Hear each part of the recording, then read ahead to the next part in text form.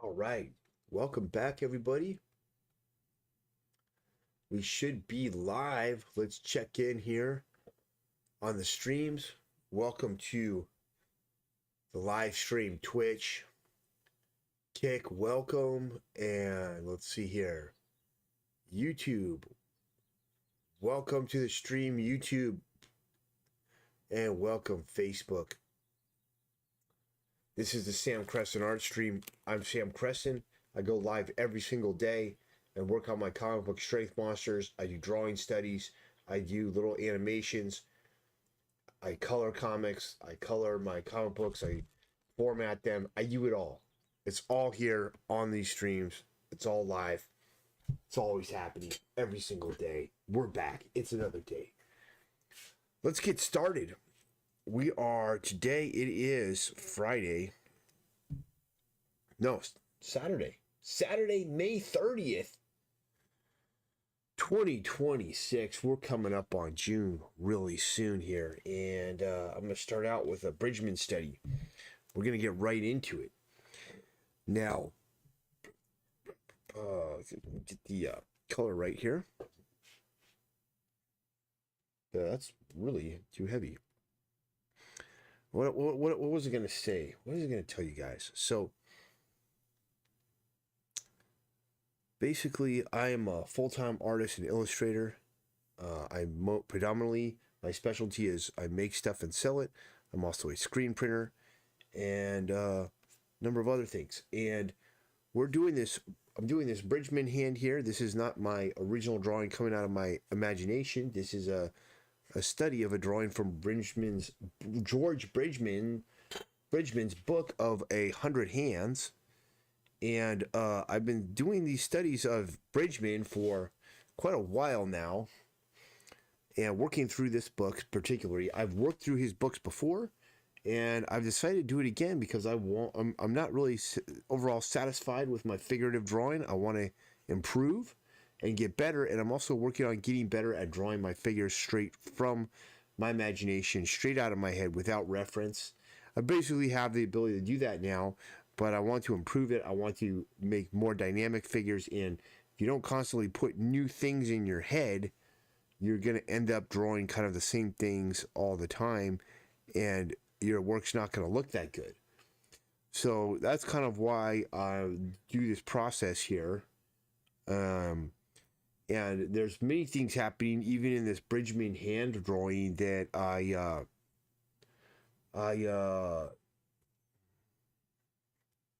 wouldn't have thought of to do. He's drawing basically showing the palm of the hand, and he's predominantly this drawing. If you read the text below it, it's about the thenar eminence and the hypothenar eminence, which the thenar eminence is the grouping of muscles that make up the palm of the hand. They're mostly muscles that move and articulate the thumb, which is the thumb is one of the strongest it's one of the strongest fingers you have. It's got the most muscles going to it because it's so central to your ability to grip. You know, you realize that like all these muscles here are coming off the bones of the hand in here on the palm, and to move and manipulate that thumb.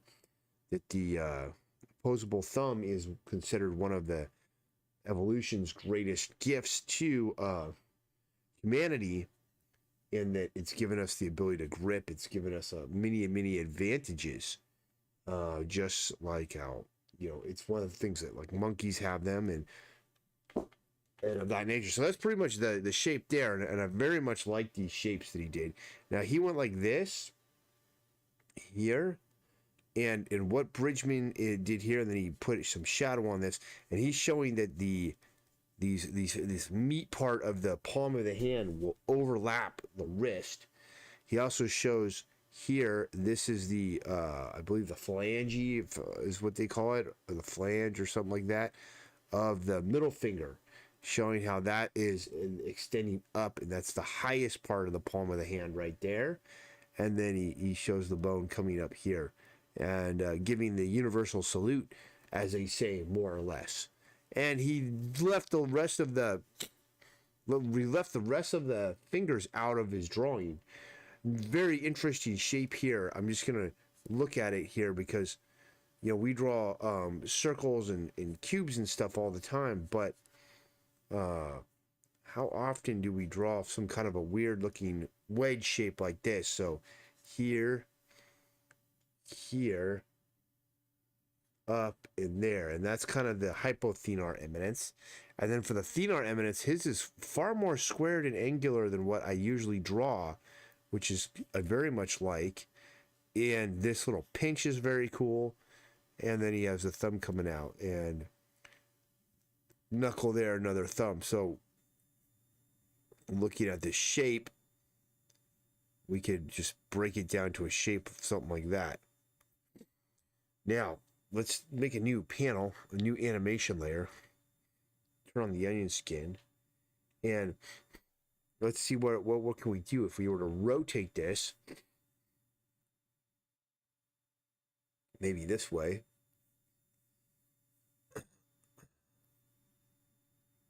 Towards us. Well, I mean the old trick to rotating a shape is to put it into a box. So we'll do that. Hold on a minute. Sorry, it's morning. I have a lot of snot. It is about, what time is it right now? It's 5:48 a.m. And I've been up since 5. Finally got the stream up and running. It kind of takes me a minute to get going. But I'm feeling pretty good today. Much better than yesterday. Yesterday I was so tired and beat down. And today I'm feeling much better. It's like I finally got the sleep that I needed.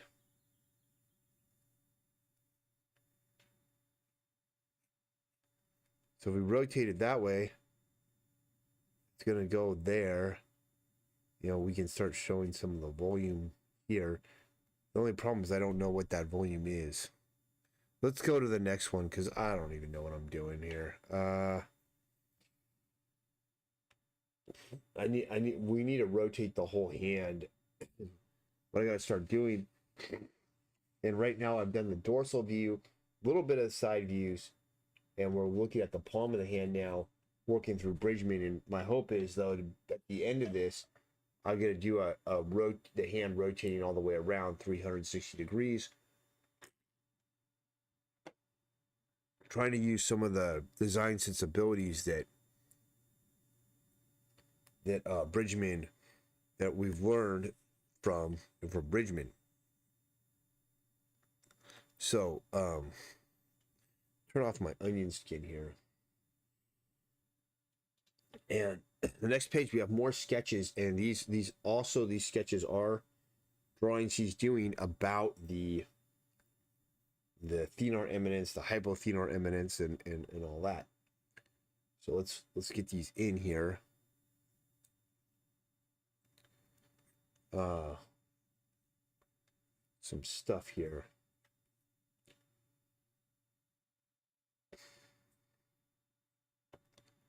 Something like that. Okay. Now we have a pinching here.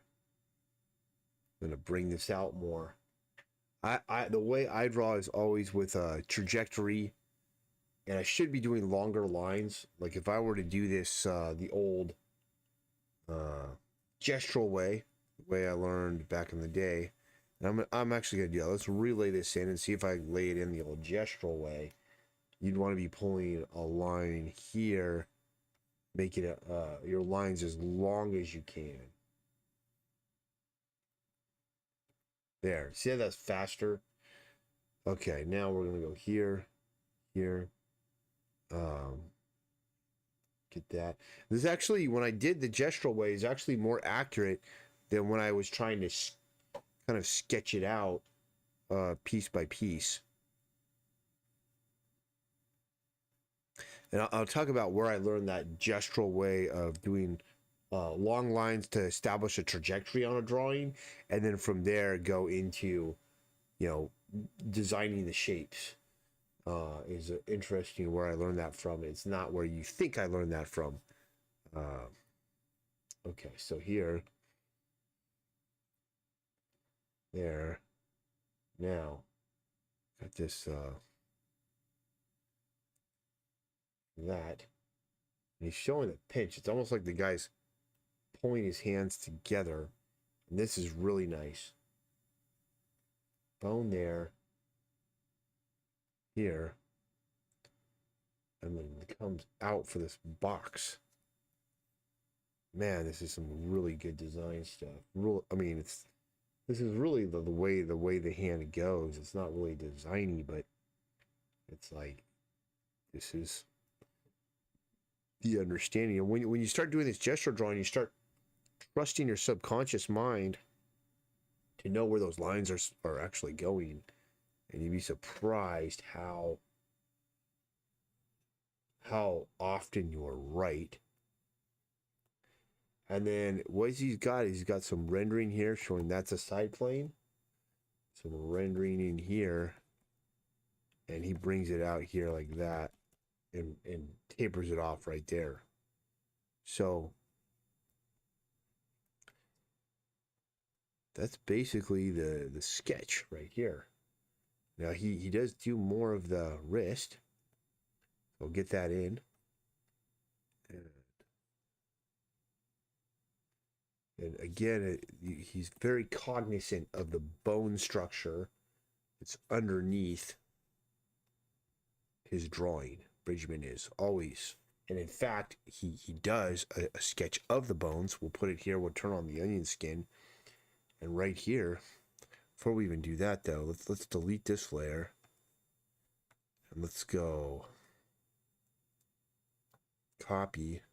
And let's go paste, paste, paste for 3 frames. We'll do one more 4 frames. Then we'll make another layer. And now let's do the bone. So the bones that go underneath here are essentially here.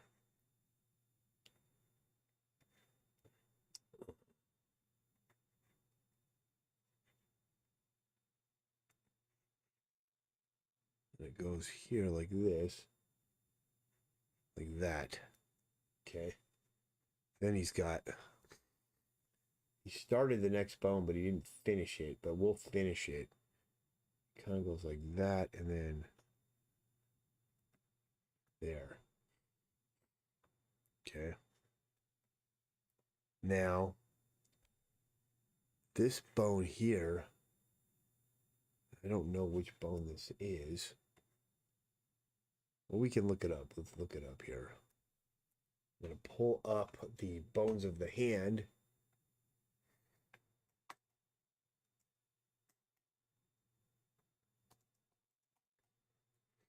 Because I've done studies of bones of the hand. We've done studies of the vascular system of the hand, and that is the trapezium, the bone that is directly under the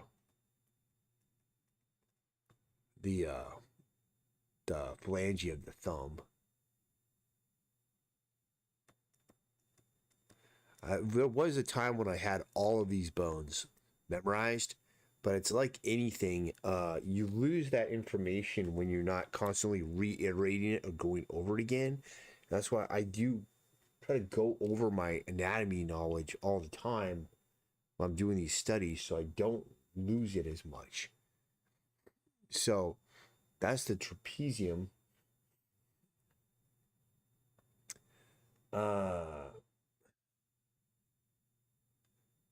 Fairly certain that's what that bone is that he's drawing there.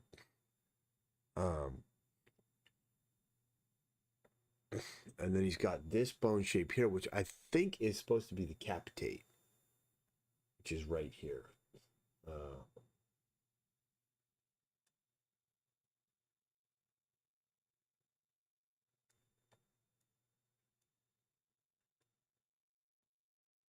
Okay, he put that there. And that's essentially all he really shows.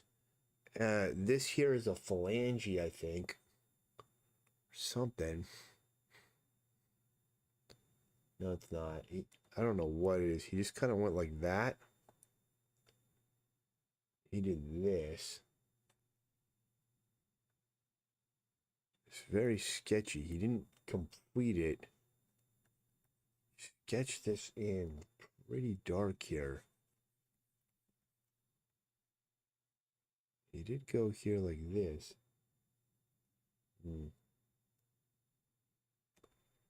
Goes here. Like that.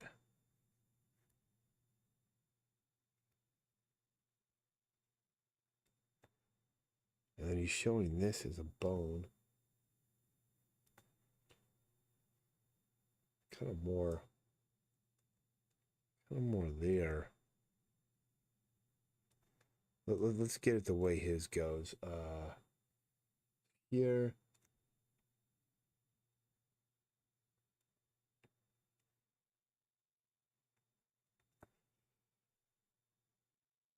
It's kind of like the structure of these bones, just getting them down. It does help because you can see how he's using that knowledge and implementing it into his drawing. There. There's a little bit of cross hatching there to turn that down. Up here, he does draw this styloid process of the radius, and this is the styloid process of the ulna here. That's essentially that one. Let's repeat that for a few frames. Here.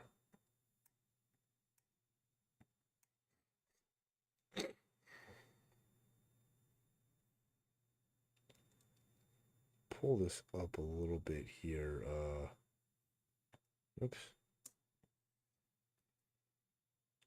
Where's my thingy? Here we go. All right.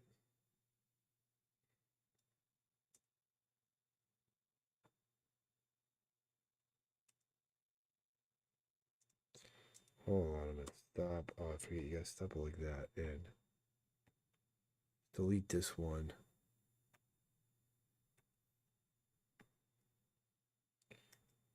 There we go. All right, let's do. We'll do one more. Might as well. We'll do this hand. So we're gonna turn off the onion skin for this, and let's go with the gestural way of drawing. Pen. And this is another view of the palm.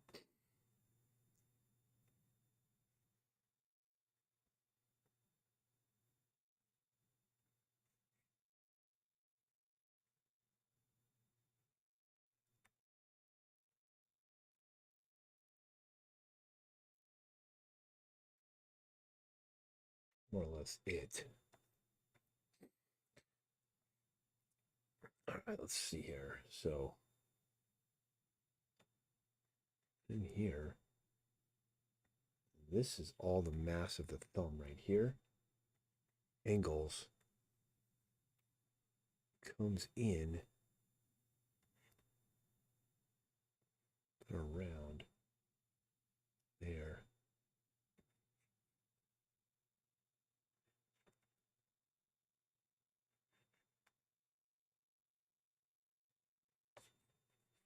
So it's kind of looks like kind of that is what he's got.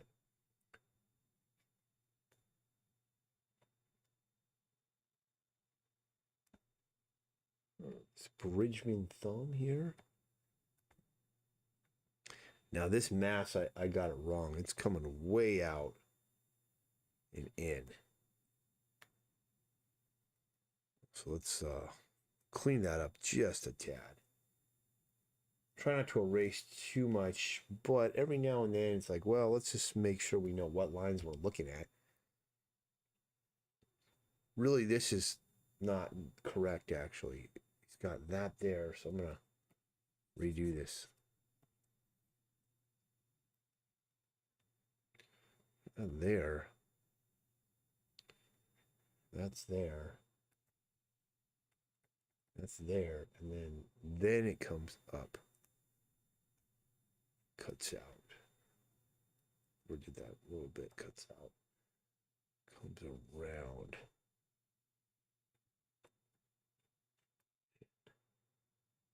And it is actually like, we could make it that long. It's fine.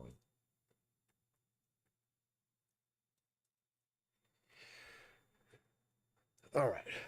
So looking at that for that thumb, wrist, rendering there. Now let's get this the thenar eminence. Comes here, here, there, something like that. Redo that.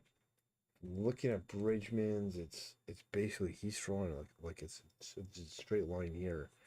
Boom. Boom. There. There. Okay. Lines here. Lines going this way. Got some stuff there. That's it. This one's coming here. Up. And in.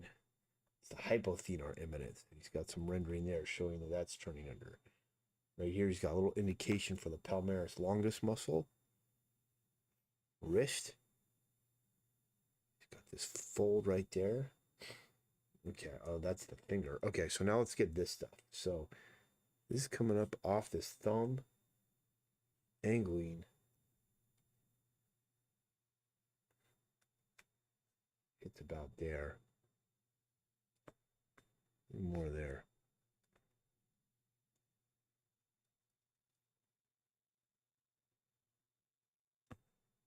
And he's always thinking in terms of that bone structure that's underneath it.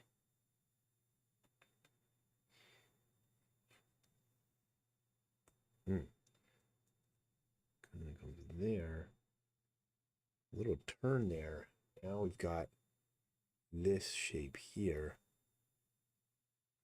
Angle out. Bone structure right there. Fold of the skin, fat pad.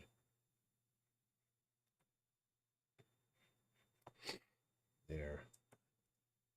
It's got this pinching here. Some rendering like that.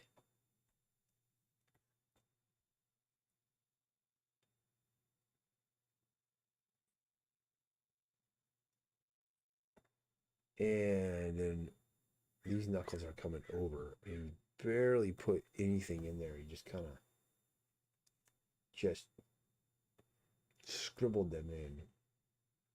This needs to go out a little further. And then you put some rendering on the back of that. Put some rendering on the back of that. It's kind of more here. This one's here.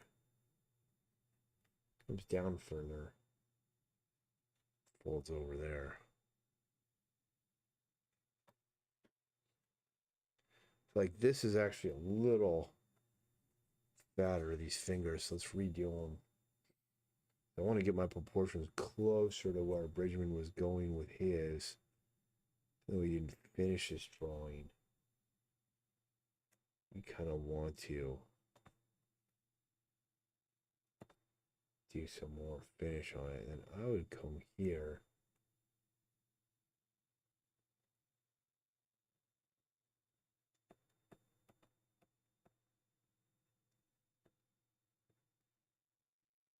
No, I think there. Like there. That kind of fold there. Fingernail would be in there, and this one would be in there. So I kind of added a little bit.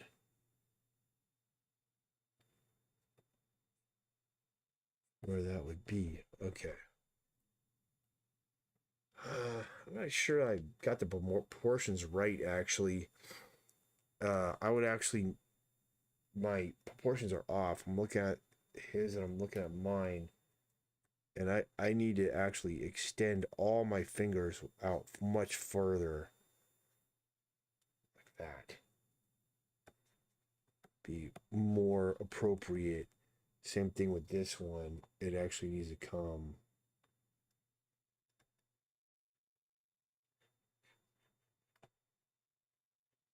more to there.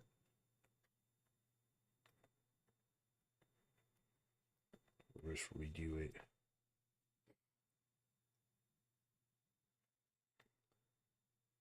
So I'm just going to fix that.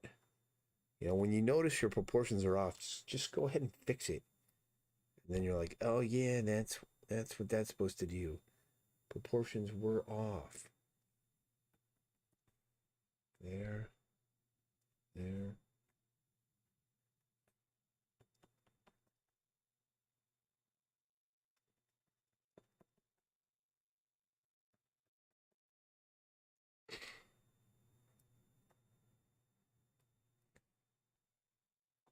And that's closer to what he did. Now he's got a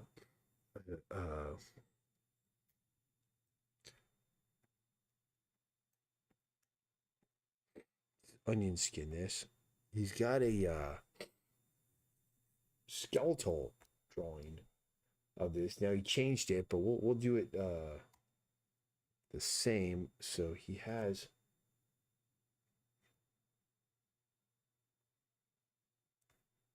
that right there. And then it's like this bone goes like that.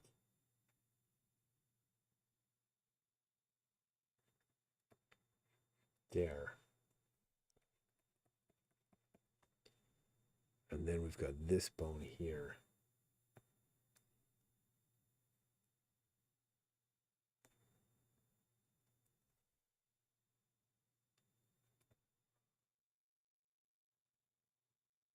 Now we know the bone that's under the thumb is the trapezium.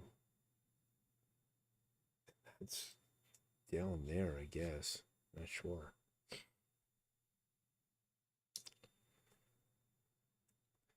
He doesn't really have these. I'm just making these bones up now, but they're kind of like that.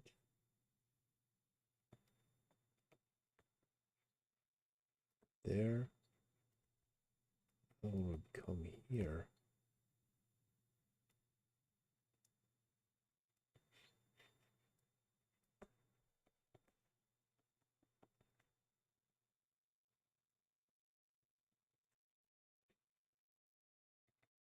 That. We'll get this one here. I mean, I've memorized this bone. It's pretty simple. It just looks like that. And this next one.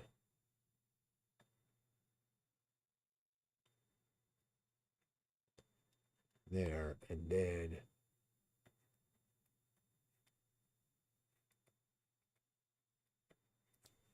Be in there. And we've got more coming down through the hand here.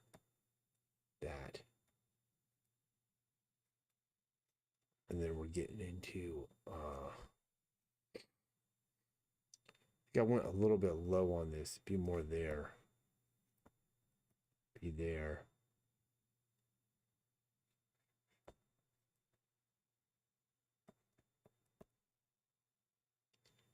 Because then we're getting into all these bones in here.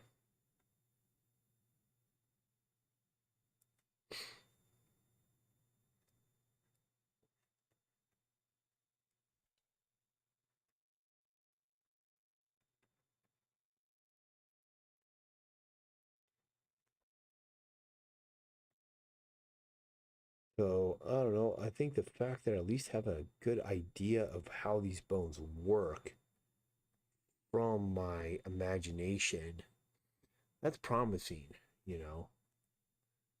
Here you've got a bone here like this. That's the triquetrum. The pisiform bone is up here. And then down here you've got bone shape like that. This one would go here. And you have these ones be coming in here like this, that, like that. And you've got more coming in together here, there. You've got This one there, something like that. Here.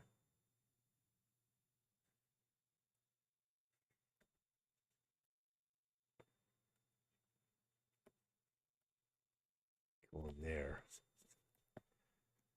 Let's see here. Let's go. Oh, copy. Oops.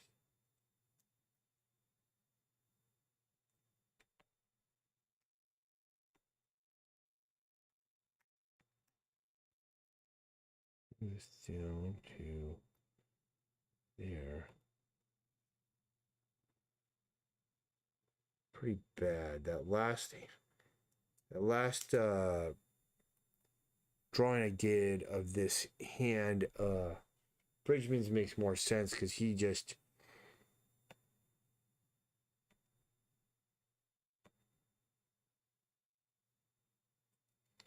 didn't draw all these bones. He just kind of, whoops.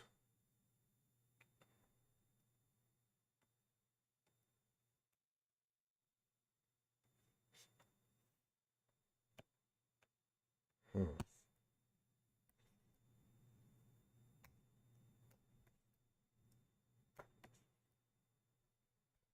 Why is it not showing my stuff?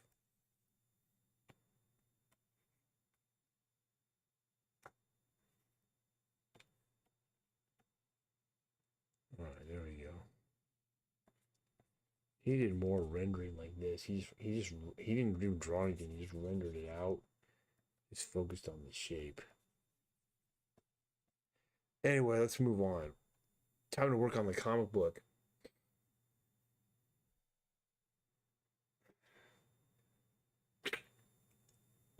That was enough hand studies.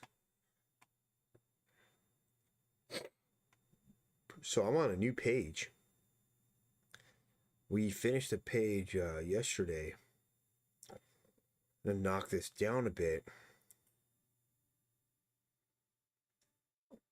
We can pull this animation timeline down or remove it.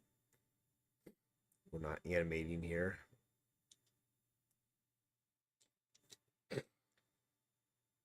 All right, so we have a little conversation that happens here before these two friends part ways, and then that's essentially ends the story arc, but it begins the epilogue of a new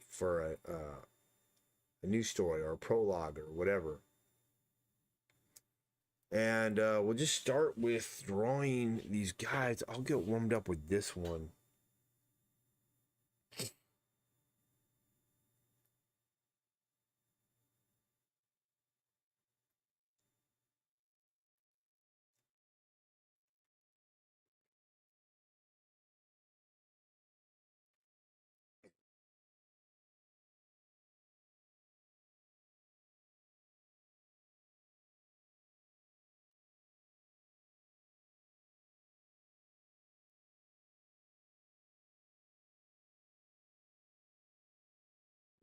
That's... What am I doing, man?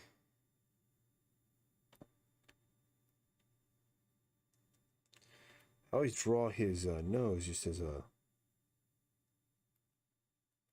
that. More like that.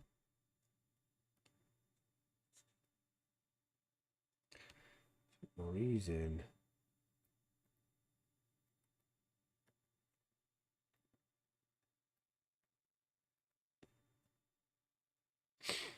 Go there.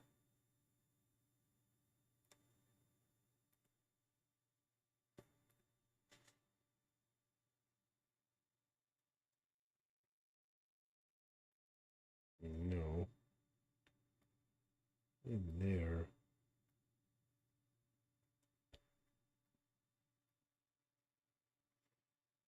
Mm.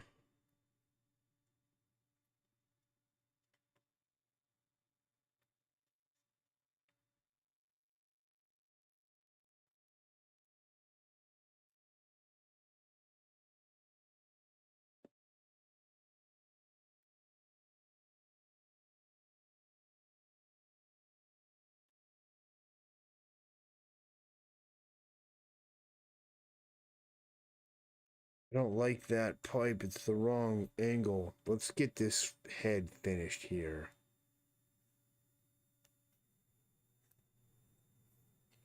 Man, for some reason I'm not putting together my shapes well. I should have done some more studies besides just Bridgman, but it's whatever.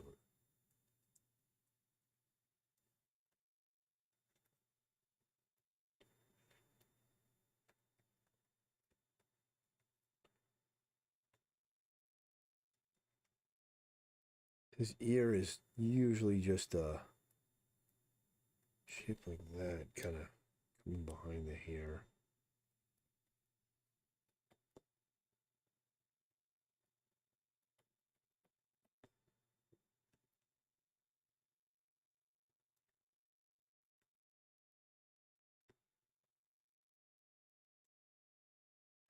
That way, here. I feel like this pipe should be here. Here.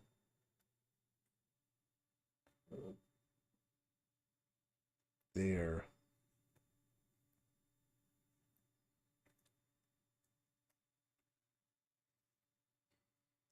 Just getting this in the right perspective. This guy.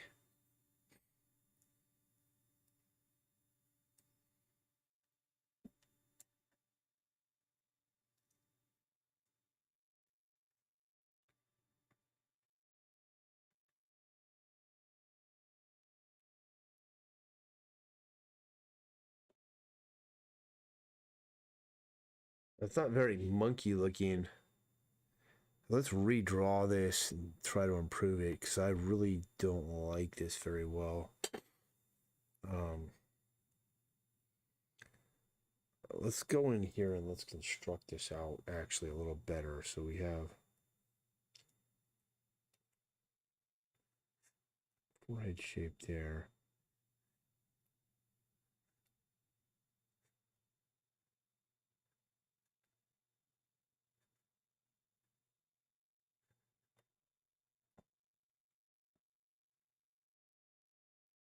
Be more like that.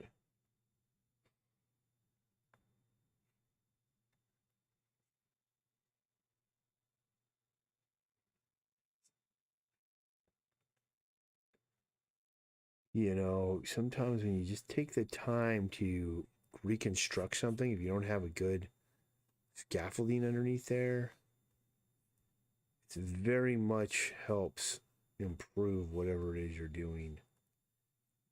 Such as in this case, where I'm like,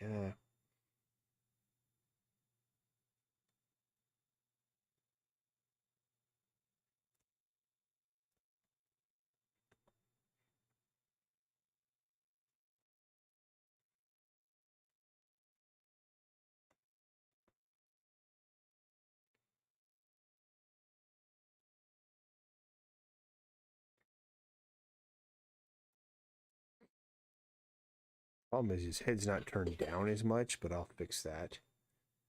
And I know why that is, because there and go here.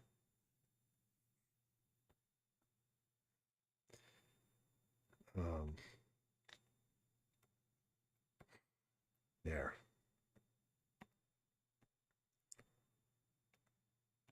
Don't even need that. I do so I can see where this guy is. All right, let's try it again. Keep that one on. I kind of like having that on.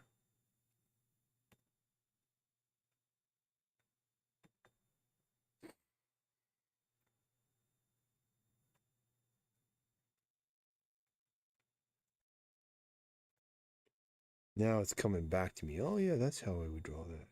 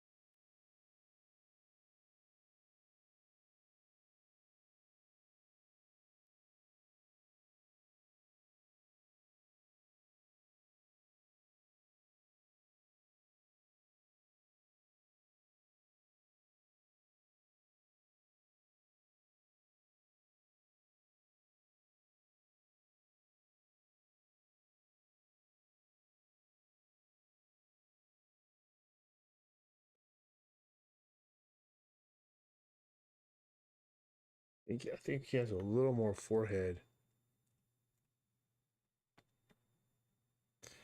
See, I don't like it, man, because this head is tilted down and this one's straight. But maybe I can just, I'll see if I can manipulate it first. If I can't,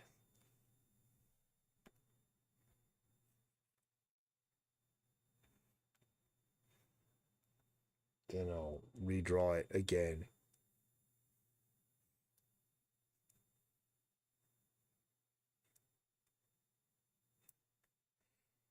What's this one more here?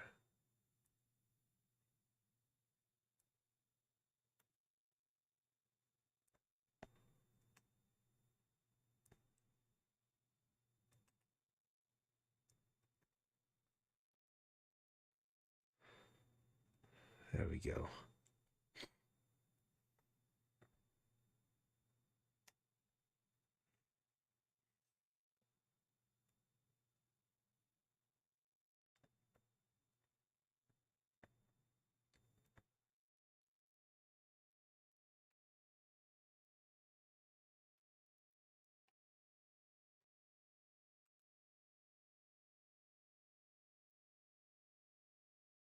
Okay, see, like that. Now I can get it more how I originally intended it to be, which is more turned down like that. And it looks more like he's looking down.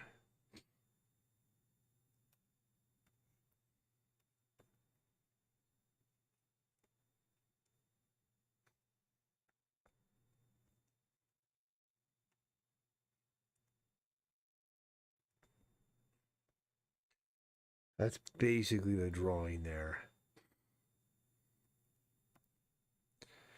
Gotta put his brain in here, which is gonna be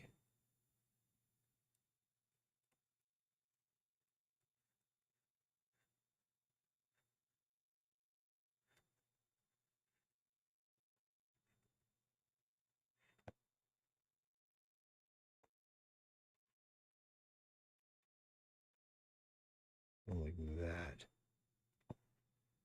There we go.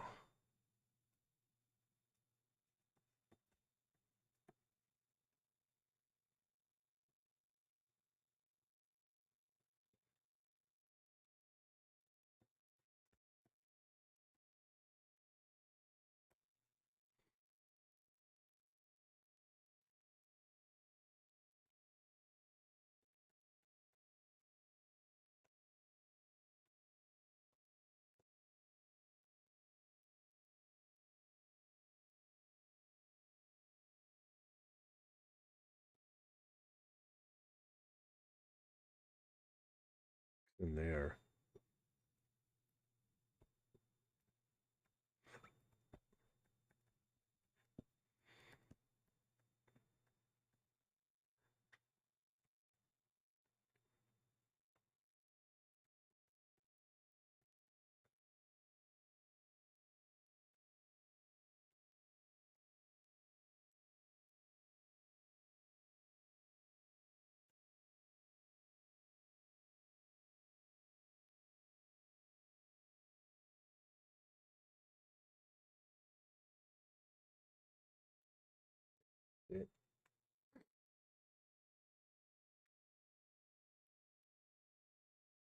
Let's firm up this drawing a little bit with some outline.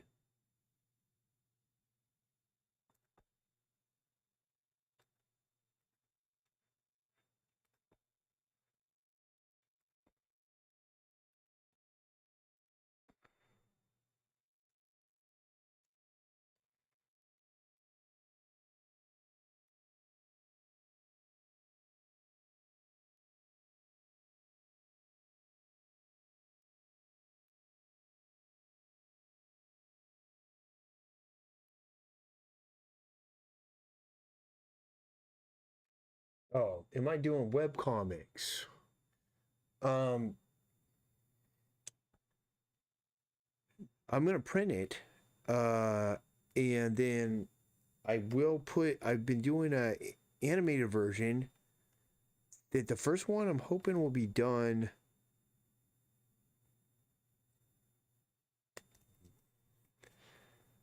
by the end of the summer. I have a lot of animated work finished, and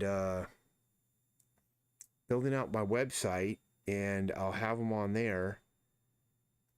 I've had this comic book since 2014 is when I came out with the original issues of it. They've been sold out, and now I'm finally gonna bring it back and get the next parts of the story out. But yeah, I've done multiple web comics in the past. None of them really did that well. But I think this one might be the one that I'll stick with and hopefully see it all the way through to the full vision of what I want it to be. Essentially, I did a Kickstarter in 2014, 2015 for the first 3 issues of this, and they all were completed. It funded successfully, and I was able to bring it into fruition.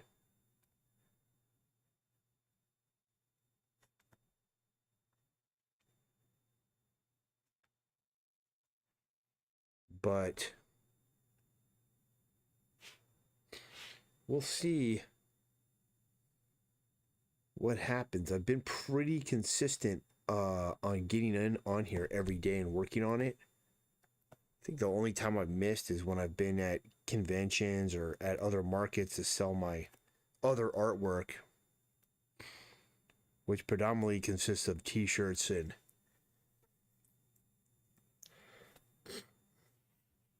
stickers and stuff like that.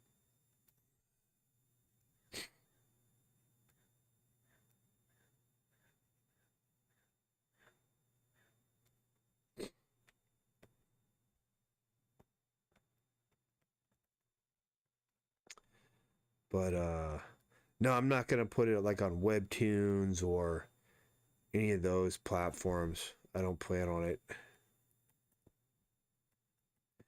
I just feel like it's so much work to make a comic book that I almost feel like the web comic model is just it was pretty effective 10 years ago, and it's kind of not really too effective anymore. It's like you're really have no path to revenue. Yeah, I almost feel like you could put your comic on. I mean, I'm basically showing everything though in the live streams, you know. But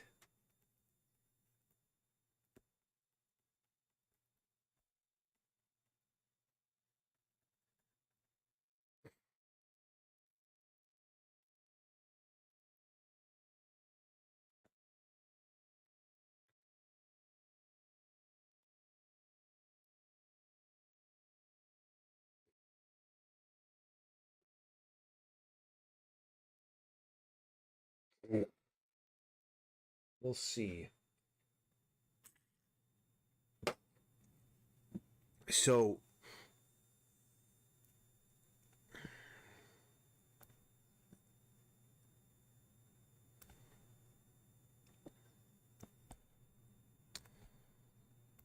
yeah, I do need to finish like my Strength Monster site though.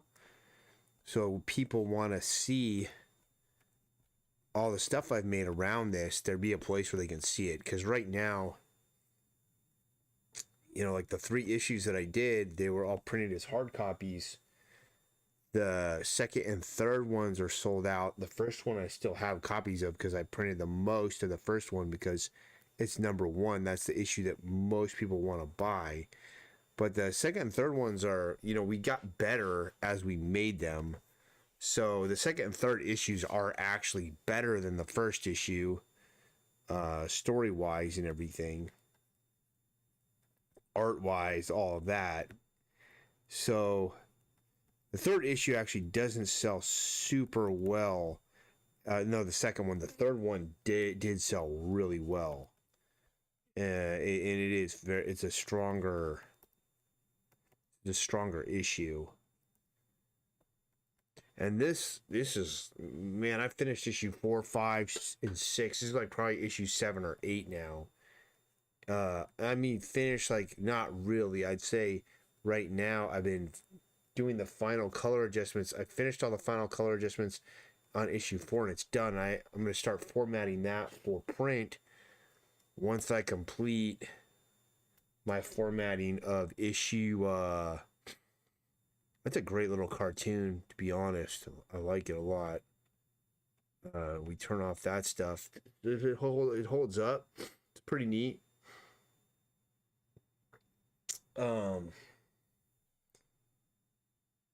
Yeah, and I've been formatting issue right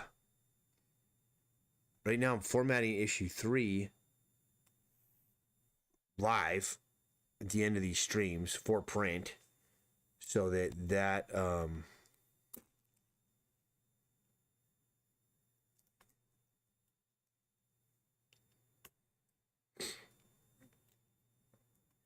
so that gets done.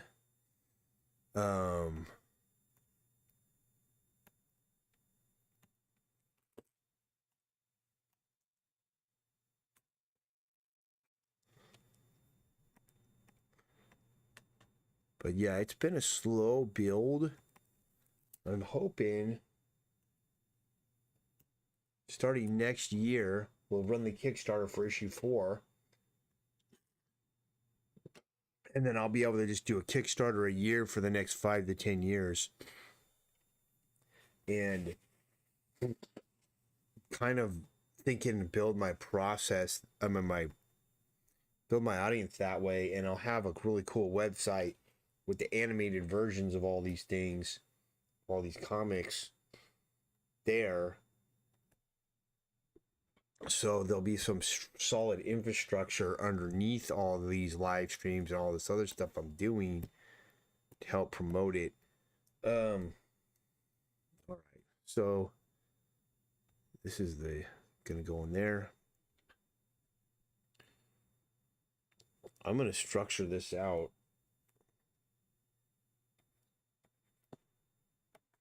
What is going on? Oh. I'm going to structure him out a little bit here so that he is in the right perspective and we have everything in. Because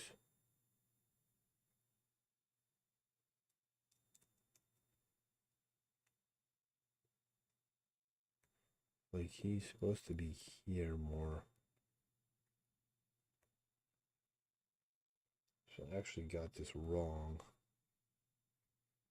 I'm mainly doing this just to make sure my brain doesn't straighten out the drawing as I go.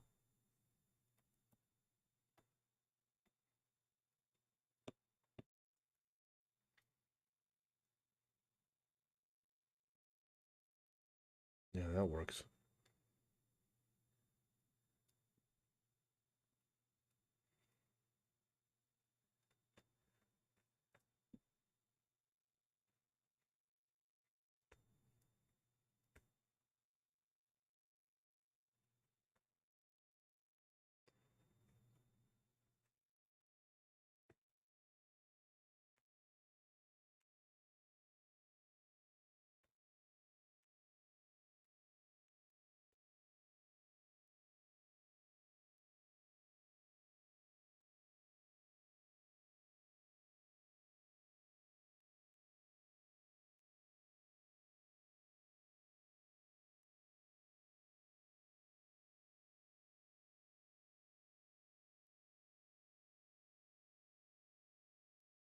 That's pretty good right there.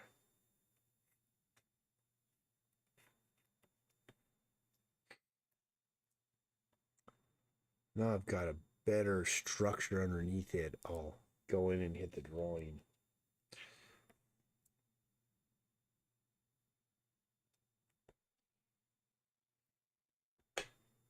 So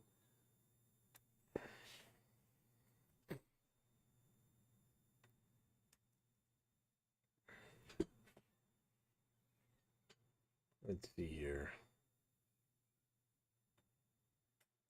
do need to remember to look at my chat more often so I don't miss questions or people trying to talk or interact with me, because I don't mean to ignore anybody. I just like I'll get pulled into the drawing and then I won't see it.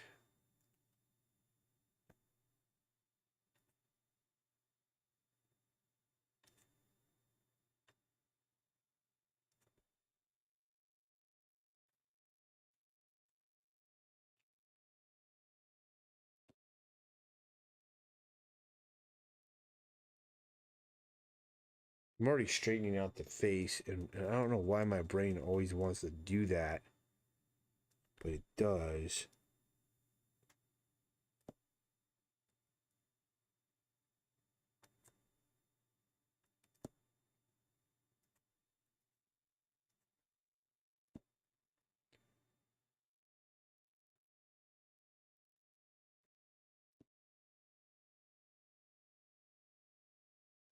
There.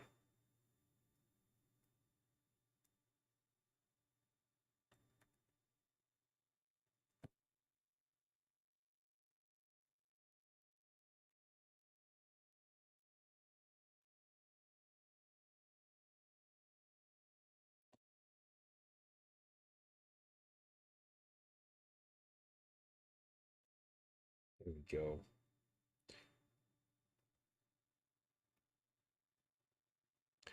I should try to keep talking about my comic book.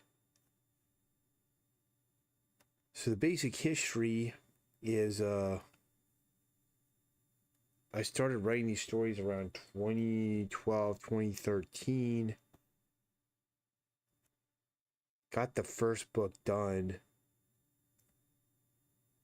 and crowdfunded around 2015, 2014-esque.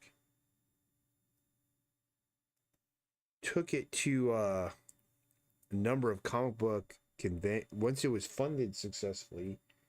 I took the book to a number of comic book conventions and found it was like really hard to sell it. And I discovered that the way pop culture conventions were now, they changed, and people weren't really buying original comic books anymore at most of these conventions. They were buying prints, they're buying stickers, they're buying t-shirts, they're buying all kinds of other things that are not comic books. There's a few conventions that are comic book conventions still, that independent creators are able to kind of like sell their comics, but those are not a lot anymore. Most of the conventions are about pop culture. So in order to keep funding everything, what I probably should have done was just kept making the comic and just abandoned the conventions, and I'd be on it. But instead, I was like, I could turn these conventions profitable. I just have to make stuff that conventions like. And I've since illustrated around 500 stickers, around 180 200 different t-shirts, patches, blacklight reactive glow in the dark prints and illustrations. They're long form effort, extremely detailed illustrations that I spent, several months planning and executing, hundreds of hours on. And all of that stuff is sold really well, actually, to the point where I can more or less I can sustain myself with all of it. So it did work out in that sense.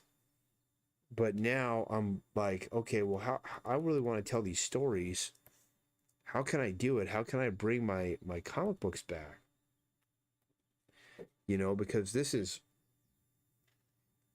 something that I think could be really fun, and it's original, and I think I could pull it off now. I think I could I've learned how to sell much better at the conventions and such. So I went back and started drawing the comic again then years later. And it wasn't a total failure. I mean, I did sell a lot of them at these shows, but what's helped is I've been able to I don't even know.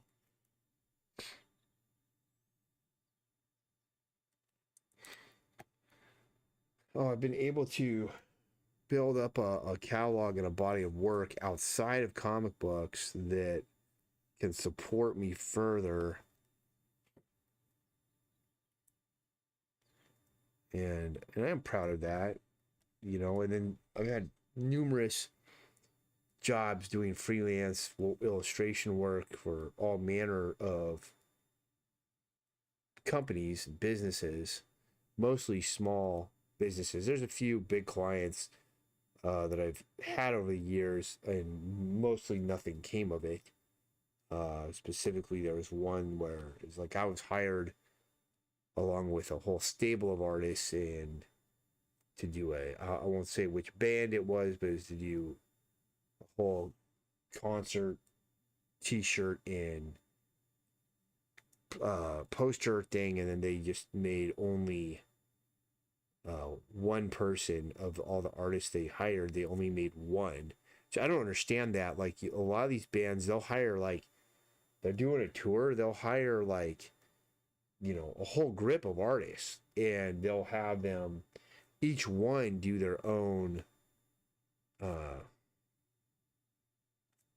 artwork for a screen printed poster, like really nice. And they're limited, and they all sell out. And what I don't understand is this band, which it was a well-known musician, they didn't do that. Don't want to do it this way. They just like they hired a whole bunch of artists, pretty much didn't pay any of us, and then just picked the one, and the rest of them, all the work was just not even used or seen. And I'm like, I at this point now, I don't need freelance work at all. I can literally just make stuff, go to a parking lot somewhere and sell it. Um, I'll be at Phoenix Fan Fusion next weekend, and hopefully it'll do well. But in the past, it has, and I've been able to generate enough revenue just from that one show, that would sustain me for several months. So hopefully it continues, but there's no guarantee. And so I tend a lot of stuff, selling my work and doing everything. But yeah, for the most part, I try to just say no to any request to do freelance work, because it slows me down to where I'm now spending all my time drawing for a client, not completing anything for me. And all the work that you do for that client is work that once you've done it, you have no means of earning from it anymore. Because most of it's work for hire. They don't want to pay royalties. They don't want to handle any of that. And even if they do pay royalties, they won't know how to sell my work as effectively as I can. So I can do an illustration for my own business, my Sam Crescent art business. I can do a t-shirt design. I can screen print the t-shirt myself because I'm a screen printer. I can take it to the markets and sell it. And I can essentially make revenue off that one illustration, that one work, in perpetuity, over and over again for myself. And so there's just like no reason for me to work with other people, and really in kind of any capacity. It just doesn't make any sense for me anymore. So for the most part, people ask me, "Oh, can I commission something, or get you to do this thing for my business?" Or a lot of writers, musicians and writers will ask me to do stuff. Other musicians, And I do stuff with musicians from time to time because I like music.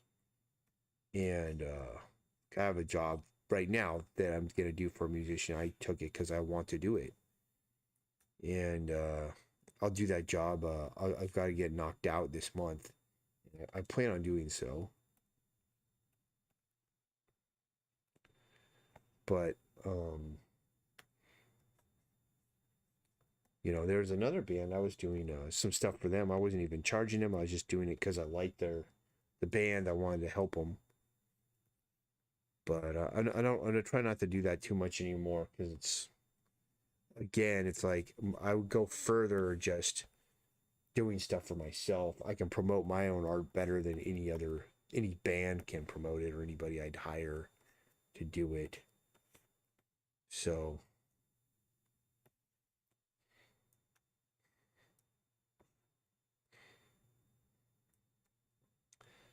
I just need to like get this thing in here. I don't know what I'm doing, man. Why am I having such a hard time? This is fur here.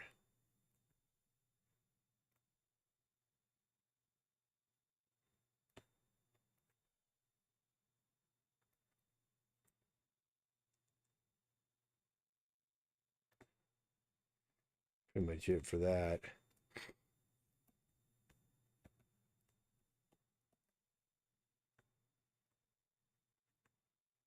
I'm changing the angle on this.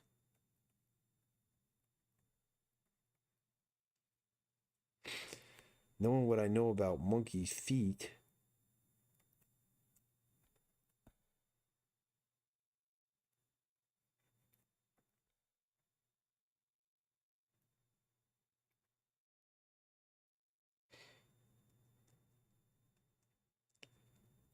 kind of more here.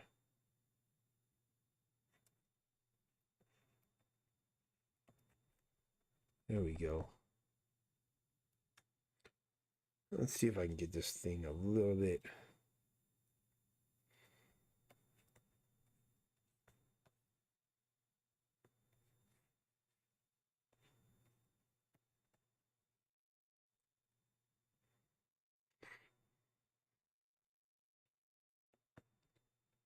I'm gonna just kind of redo some of this because I don't like it. I don't like this hand at all. Struck that out a little better.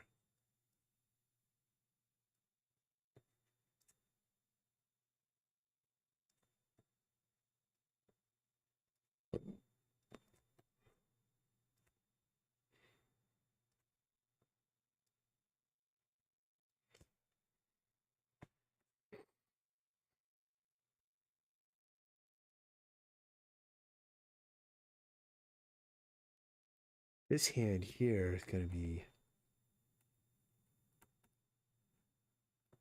like that.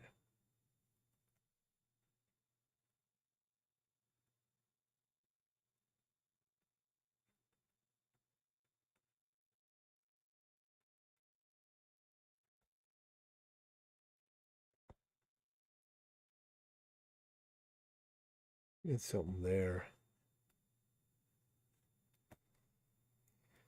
That's pretty rough, but I think that's it. Let's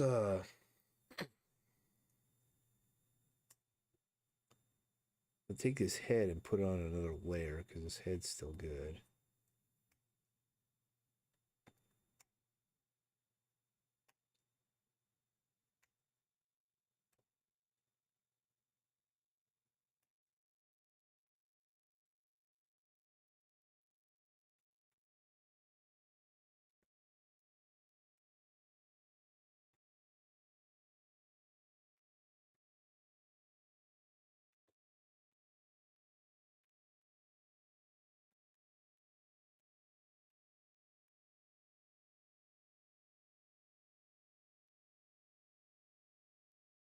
All right. See if we can get this guy to look a little bit better now. This hand is not going to work.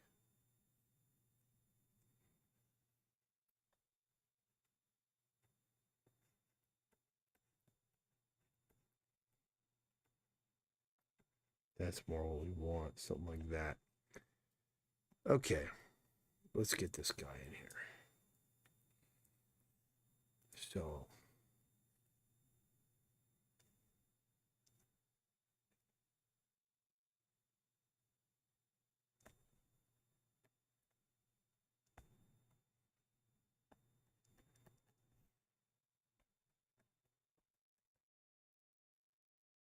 that done.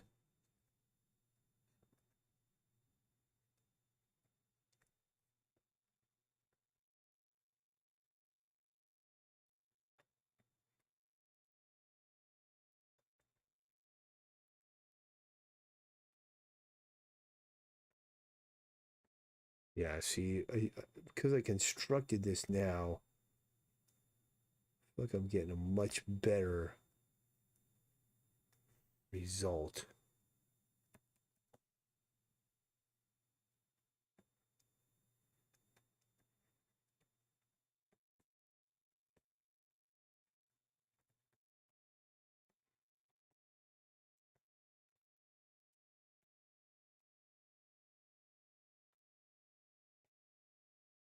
There we go. And this is just going to go here.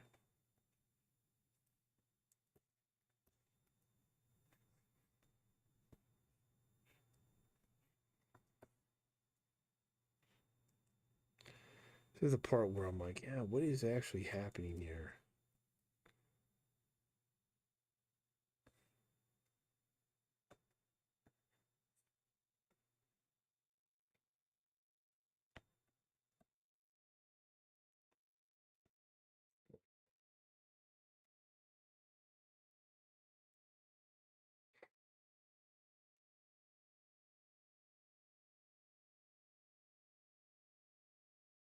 Yeah, I was like trying to force that butt into the shot, and it's not needed.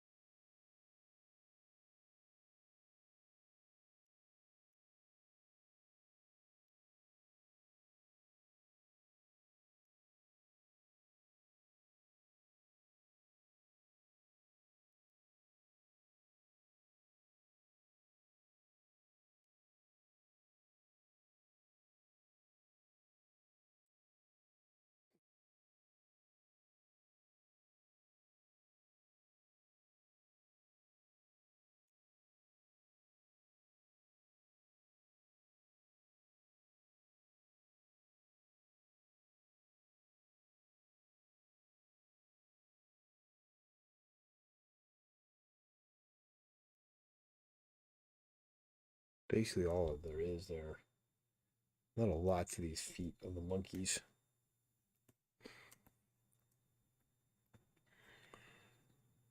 Still got to design that hand.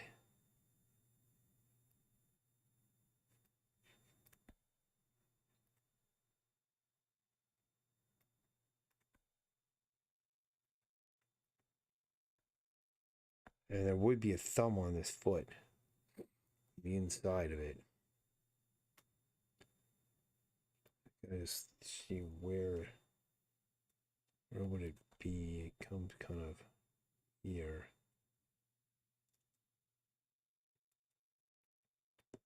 No.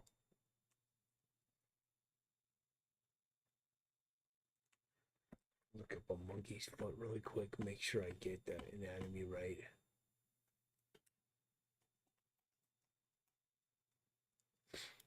Okay.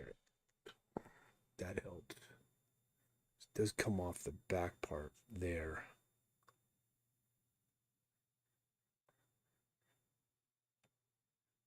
Just kind of hooked like that.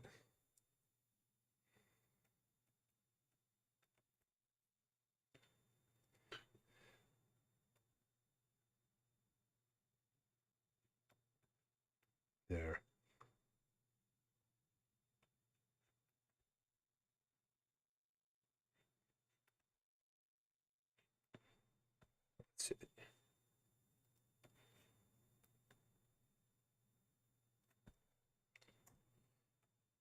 Thing is that they're not that big. There we go.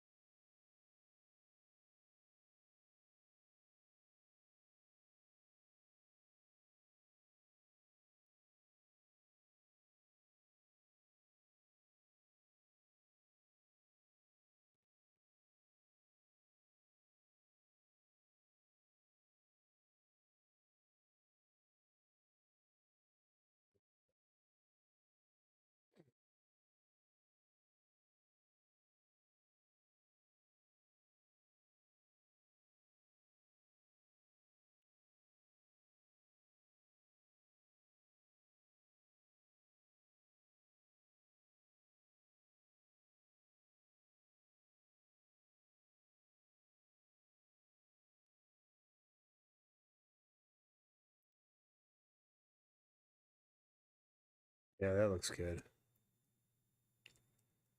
I'll clean this up a little bit here.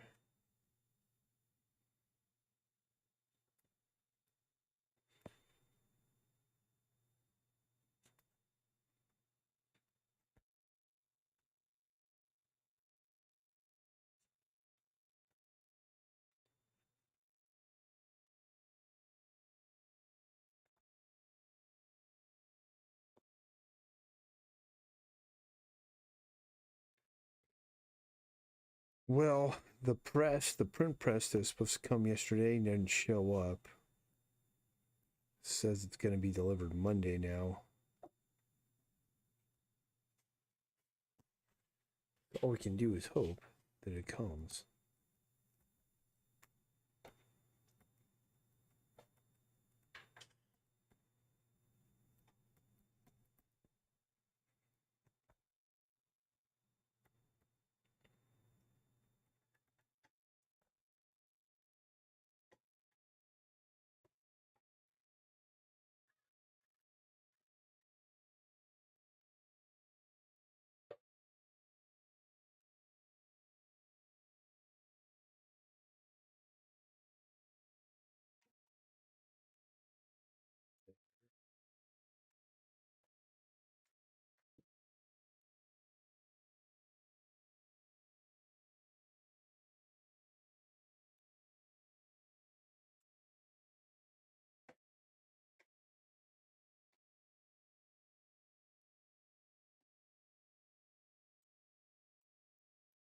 One there. Okay, that's cool.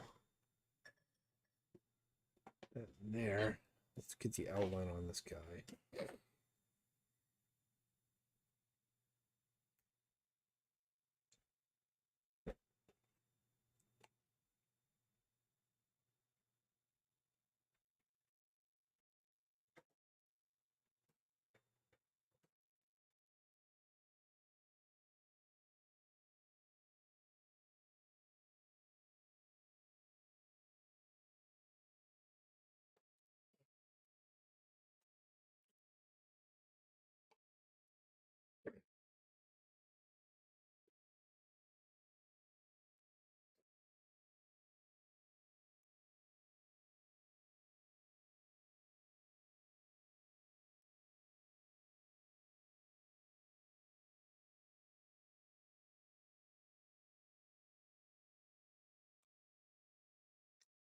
little later.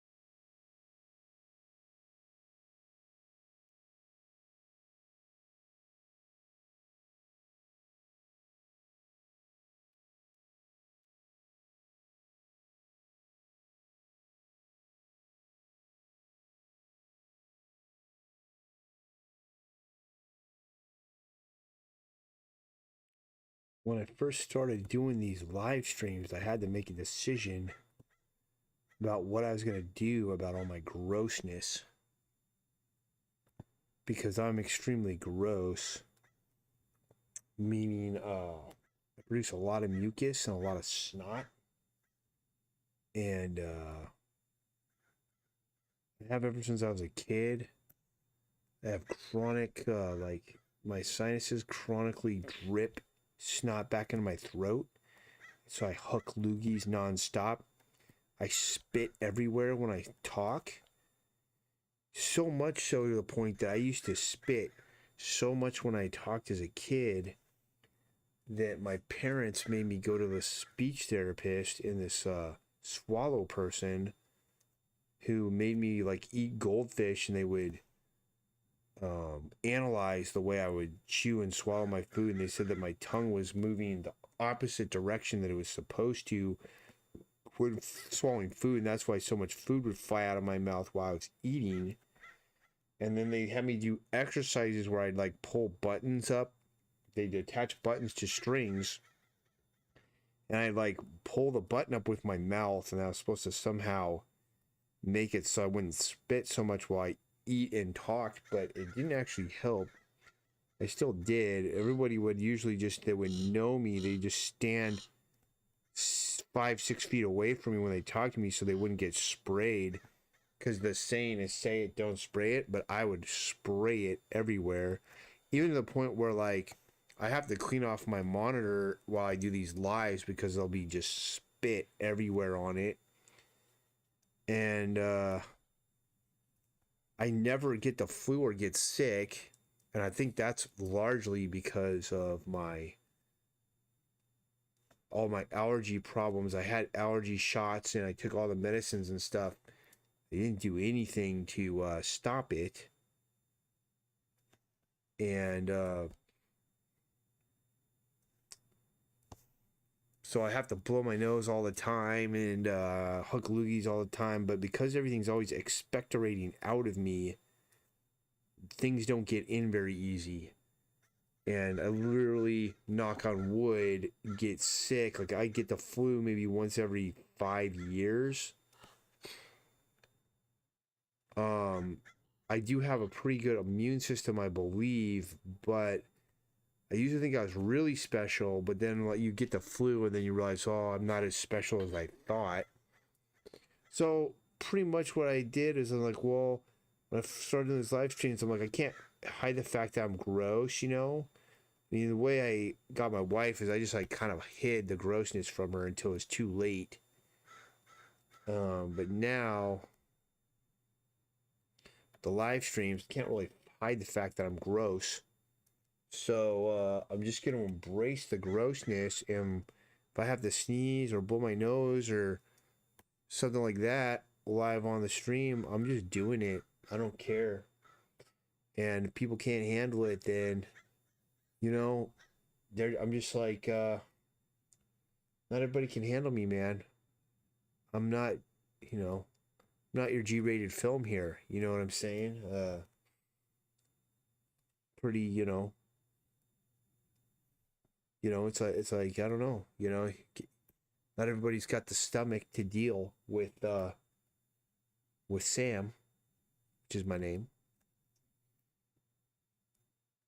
And so that's kind of where my philosophy is on that. So now I'm like, yeah, if I'm gonna blow my nose, I'm just gonna blow it, and don't really care.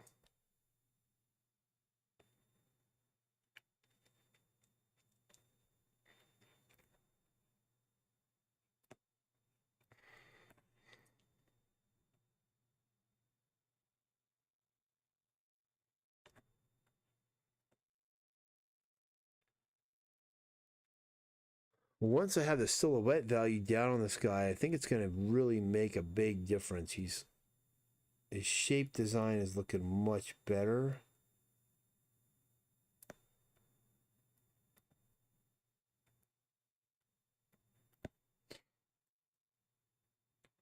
Yeah, see, that's pretty cool. Now, I think his leg could probably maybe be a little bit longer, but I think what I'll do with them is maybe that.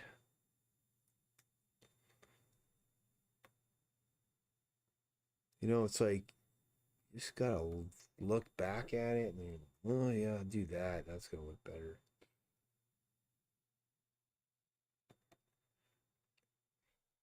And let's just make these a little even longer because I tend to do legs too short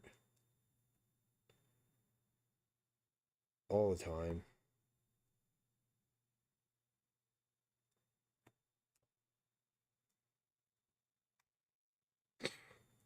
We'll grab that G pen in a minute. I'm gonna.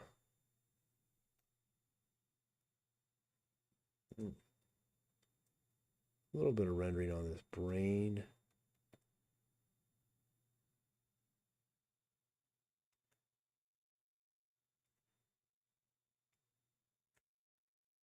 Okay.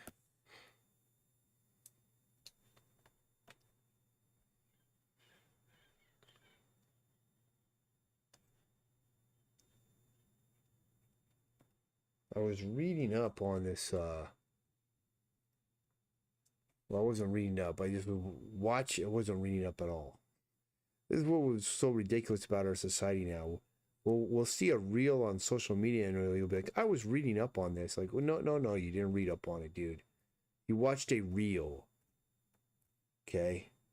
So do not start conflating, confusing, reading up on something, doing research with watching a reel because it's not the same.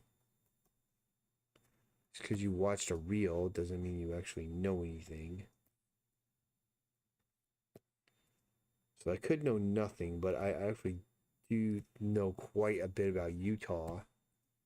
Utah is considering building this massive kind of AI data center, but they have a major problem with they're saying that on the bill that it will be safe, that they'll keep it all closed loop, that they have a means to deal with the heat that it's going to produce and everything. But the problem is the water. They're going to need a huge amount of water to cool it. In Salt Lake or Utah's got a water shortage. So where are they going to get the water from? I don't think they'll. I don't think they have it. And if they do take it, it's gonna. I mean, that could drive the cost of water up for everybody in the state exponentially, and create even further water shortage because you need all this fresh water to cool these data centers. Which leads me, that's a great little monkey. I'm actually very satisfied and happy with the way that figure came out. Wasn't sure I'd pull it off, but yet again I did.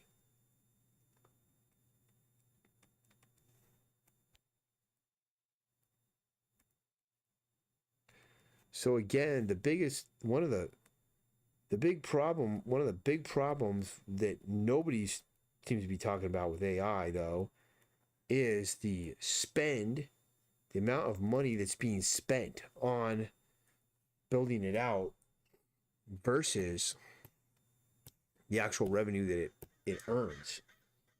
And the revenue that's being generated from these LLMs is it's nowhere even close to the cost. Label this here.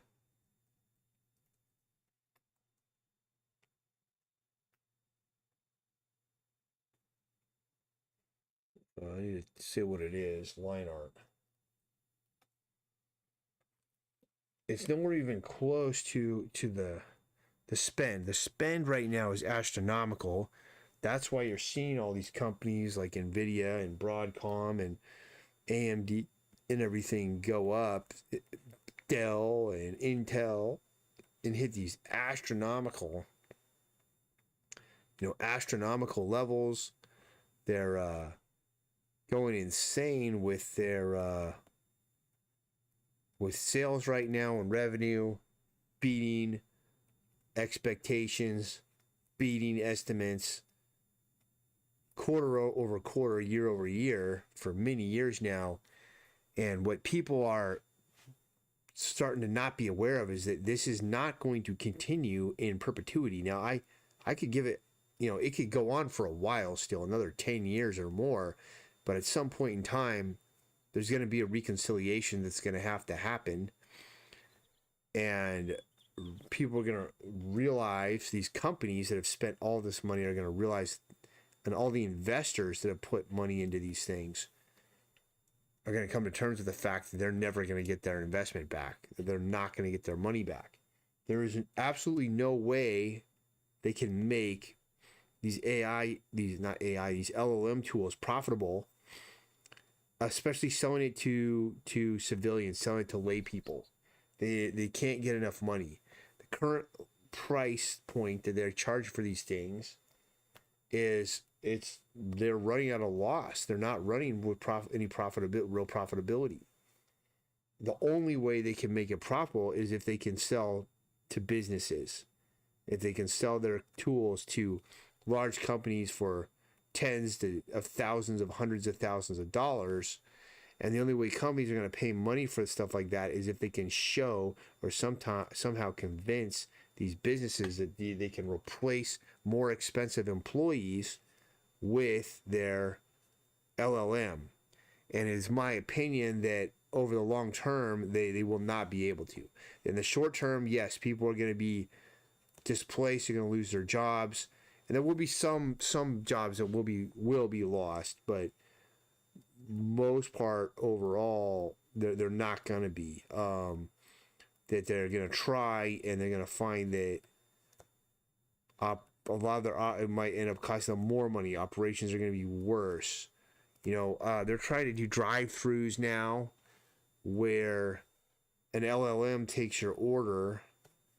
So that's trying to eliminate the cost of having a human take your order. And that would be a case where if that proves successful and it costs a business, I don't know, $30,000, $50,000, $27,000 a year, whatever, to have a human there taking an order from people, and they can have an LLM do it for like $12,000 a year, then that's basically the business model that has to happen for these tools to achieve profitability. Not these tools, but these, I don't even know what you would call them, because I don't really even view it not much as a tool. A tool does a specific task. Like a hammer is used for hitting things. It's a tool. It has specific tasks that it's used for. A pen is a tool. Now, Photoshop, that was one where, like, is this a tool? Well, not really. It's like multiple tools. So many things, when you're using Photoshop. Or this is Clip Studio Paint, not even Photoshop. I'm kind of trying to get off of all the Adobe stuff.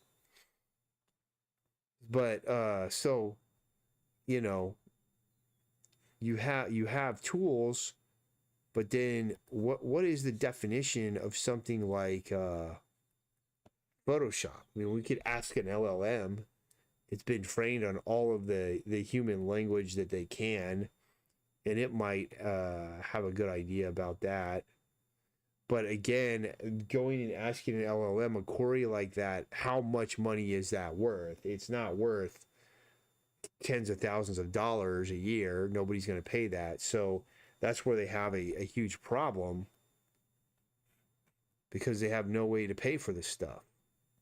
Now,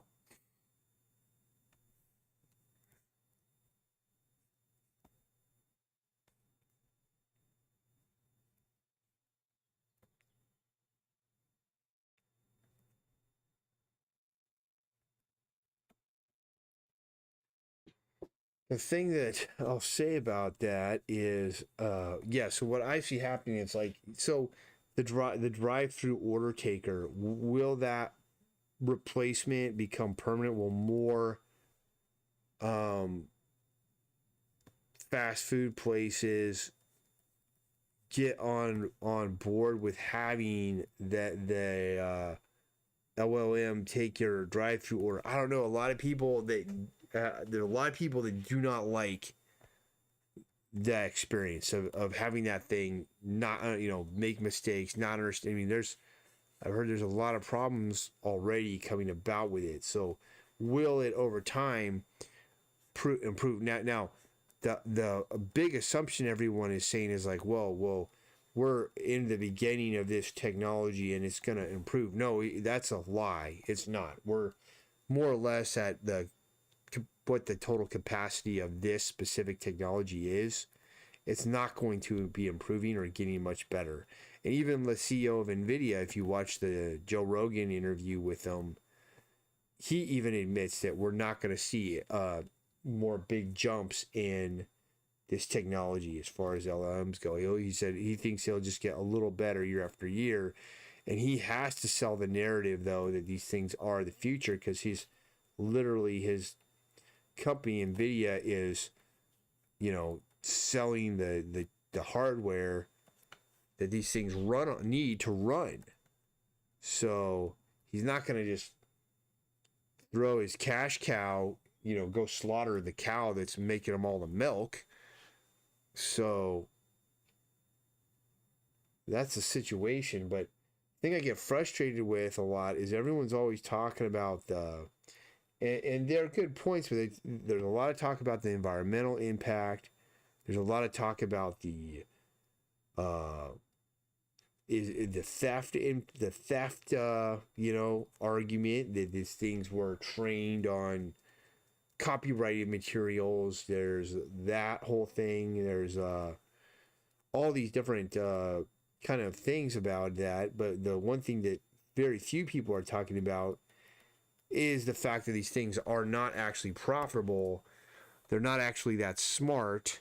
They're not really going to get much smarter. And it's not looking like this thing is going to ever really has much chance of really achieving profitability.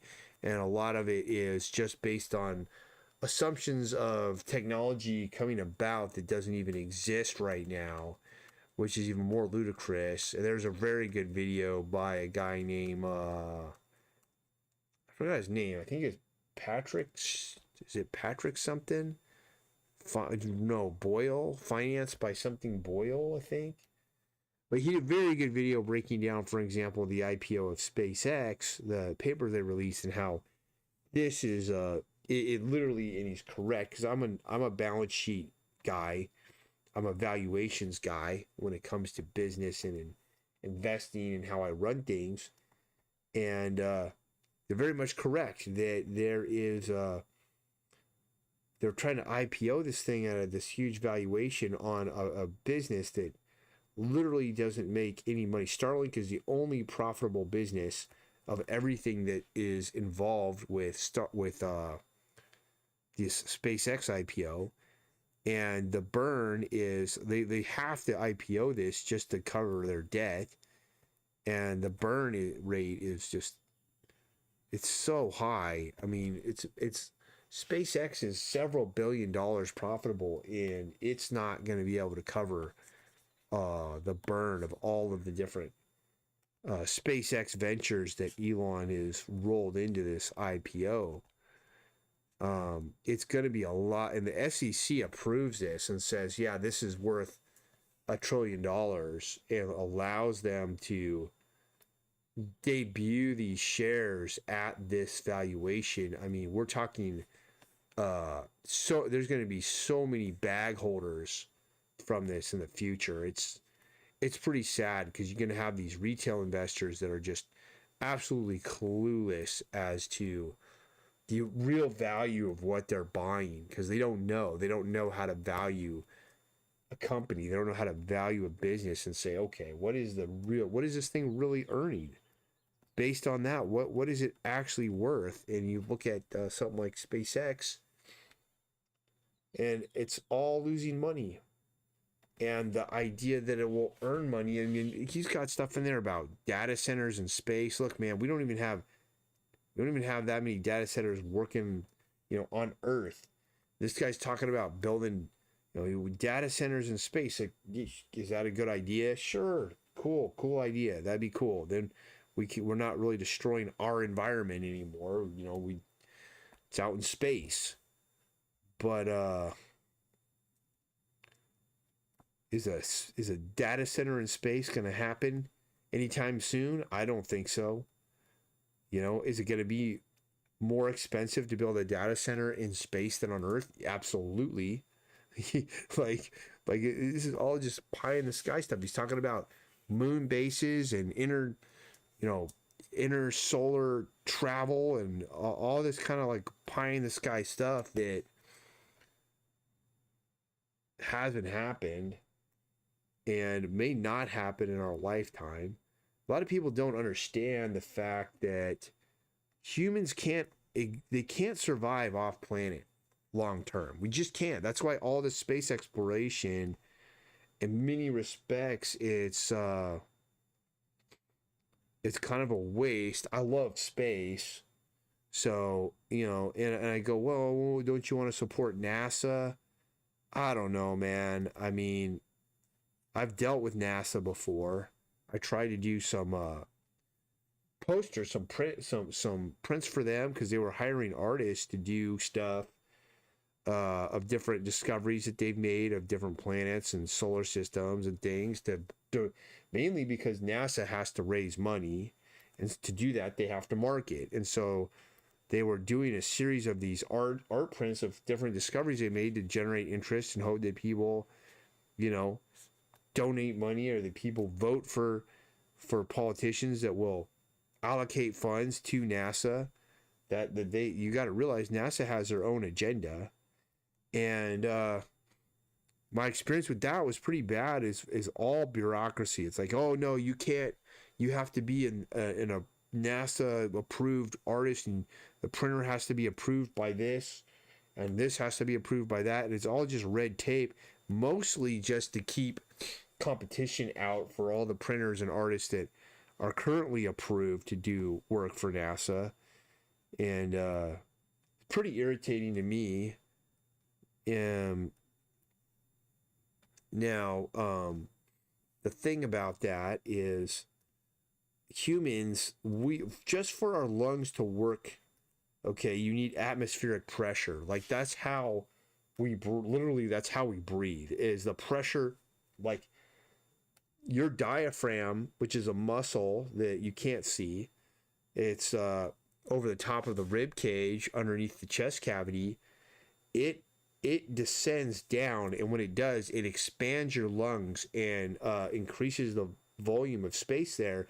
And then when it does that, the atmospheric pressure forces the air in there and fills it. That's how you breathe. You literally breathe via atmospheric pressure. You cannot breathe without it. But you look at that design, okay, the way that you're thinking about, like, well, how these lungs, this system functions, the mechanics of it, the design of it, or whatever. And I understand when I say design, that's a trigger word for some people. Please put your biases aside and just realize that it's made specifically for Earth. That's the thing that's very clear. And the reality is, humanity came from the earth. That's where we, whether you believe evolution or creation or whatever, the story in all counts is humanity came from the earth. Like, we came, we came from heaven. But like, even if you believe the biblical account, it says that, like, was it like something like Adam's rib came from this, and dust of the earth that, and all this stuff, is it still supports my thesis, which is that humanity will never be able to survive long term off planet. And what happens to these astronauts when they're off planet? Like, we've already seen, like, it causes great health problems. There's people that can't even stand up because they become so weak while being in space, that our bodies literally require the gravity of the earth to be pulling on our bones and our muscular structure to keep it healthy and strong. So, I mean, I don't know. You put somebody out there for years in deep space trying to get to Mars, more than likely they very well could all just die before they even get there.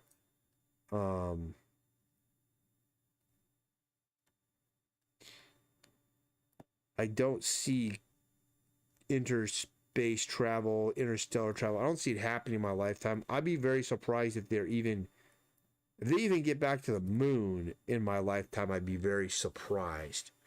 They're like, oh, they're making a big deal out of these people that went for a ride around the moon. I hate to break the news to you, but we've done that before already, and it was far more dangerous when we did it before, because you had to have a lot more manual piloting taking place and such. And at this point, they're basically just a passenger on a freaking glorified theme park ride, as far as I'm concerned. Now, I know I'm kind of undermining all the training and technical knowledge and things that they do have to be able to do and monitor, and decisions that need to be able to made that they had to make. But and you look at that, and it's mostly, that whole thing was publicity for NASA to try to get more funding, get more people behind it, saying, oh yeah, look at that, we need to go to the moon again. Let's get the money for it. Let's get the money to NASA so we can go back there. And maybe we will. I'd be shocked, though, if we end up back on the moon in my lifetime. I don't think it's going to happen. Do I think it happened in the past? I think it's most likely, yes, it happened.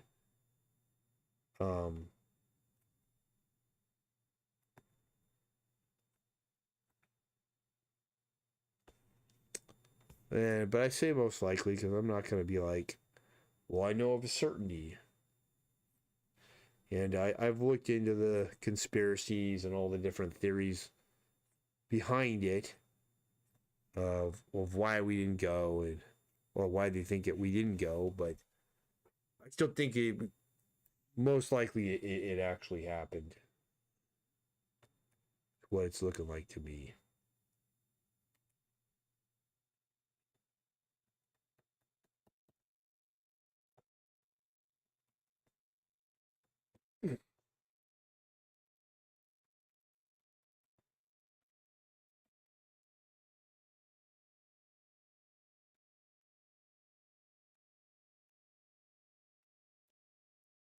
All right, I'm gonna cut that here. That's good progress for today. Got 3 characters put in. Going for an hour 51. I could use some coloring, some color adjustments, some formatting, some more formatting. Not stopping the stream. We're going to keep it up and running. just relax my mind for a minute. All right, everything's looking pretty cool. I got 6 followers over on Kick now. It's pretty cool. And okay, so let's start coloring some comics. The issues of Strength Monsters are finished. I've been working on JavaScript too lately, trying to learn that language. I'll talk about that in a minute. But how are all you doing out there? Let me know. Let me know in the chat. What are you working on? Is there anything you need help with? I'm here every day and willing to share anything I can that might be helpful to people.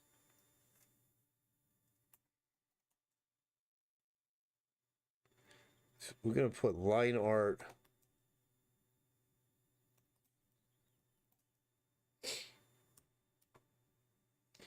And if you are, well, let's just save this here. Let's go, I'm going to switch to Photoshop. I'm still not free of the grips of Photoshop yet when it comes to my coloring. What I think will help is once I duplicate all my brushes over on the Clip Studio, I'll probably at that point be comfortable to just leave it, and I'll go to Photoshop. I'll put this back up while I'm opening up other program. What I'm going to do is open all the windows on here.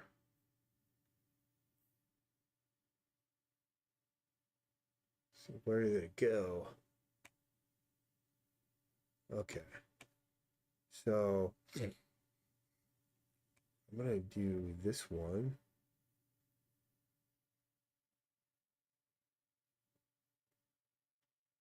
We're going to do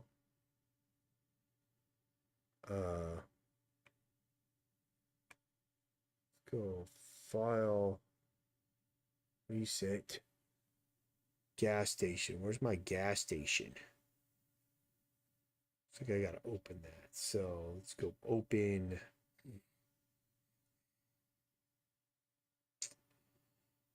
Elements. So I'm opening files right now.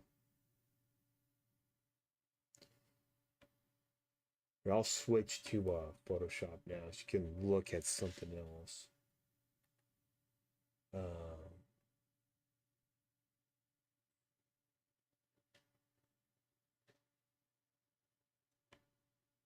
All right, I'm gonna do some work on this some more because image you're looking at, I printed it out yesterday and it just did not print out well. It looked really muddy, and I'm realizing I need a stronger light source, light area on there. I'm gonna work on that in a minute, but let's get everything open that I need. So I'm gonna get the colors adjusted on that. I'm gonna go to Strength Monsters 5, Zombie Archive, backgrounds colored. We're gonna work on the gas station here. Open that one.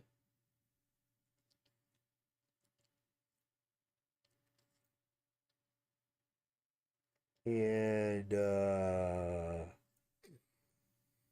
some things on that gas station that are completely wrong that I'll try to fix. And then we're gonna go file, open.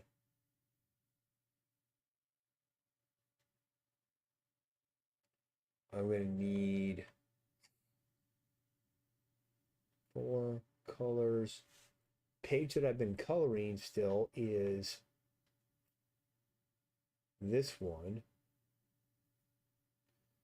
Let's get that open and we'll finalize this page. I think we can finalize this page today. And then let's format 2 pages for publishing for issue 3. Colors.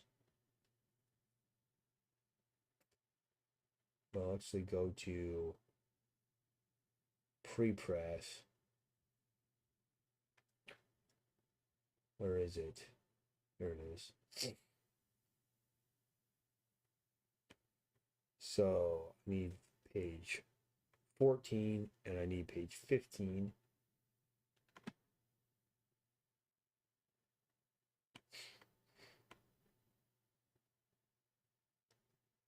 So colors.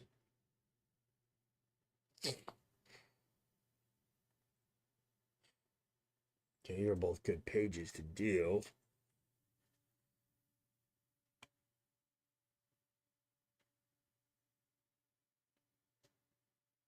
All right, that's everything. I'm going to work on all that now. Holy cow, it feels like a lot. Not as bad as it looks. Let's do this bus station first. Actually, before I even do that, let's get this noise layer. Select all, copy it. Let's put it down on top of this gas station here. So we got some noise. So it doesn't look so so ridiculous. And we're going to put it as an overlay. And then we're going to go with 25% opacity.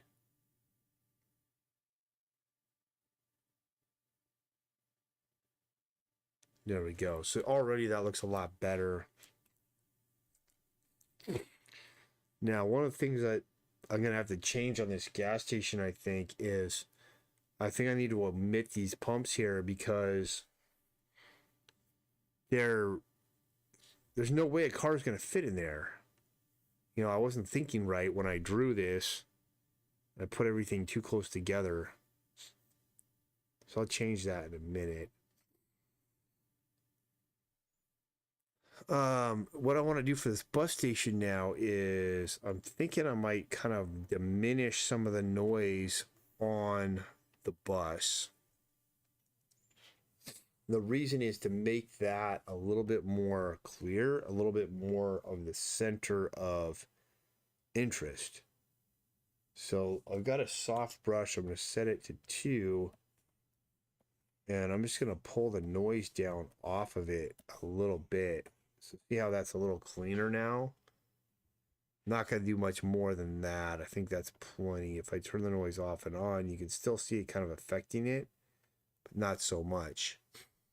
Now let's look at our cell shadows. And I'm almost wondering if maybe I'll put a mask on that. And we'll select the bus area. Make sure that's everything selected. And let's go in here and brush. And let's see what it looks like if I knock it down. That's maybe a little too much. So let's try maybe 10%.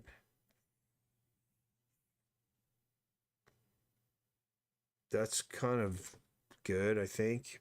It's a well-rendered brush. I don't know, man. It kind of takes off some of the yellow. Thinking that maybe I just kind of pull that top down a little bit. There we go. And just make this 5% now. No. 5.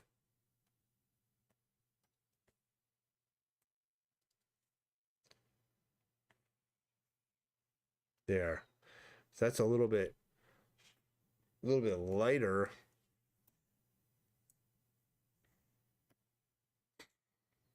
And then let me see what we have here. We've got some different textures and stuff here.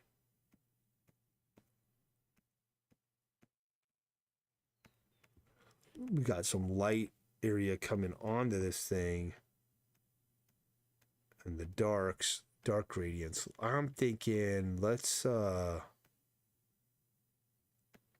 looking pretty good.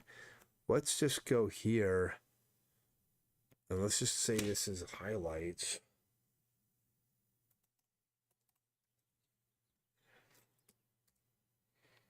So one thing I could do is let's set it to color burn.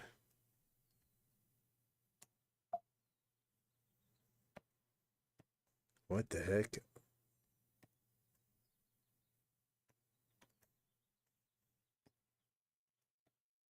Okay. Brush. I don't want that. We want to make this like a yellow, maybe. Let's see how that looks. That just yellows it. Put it this way more.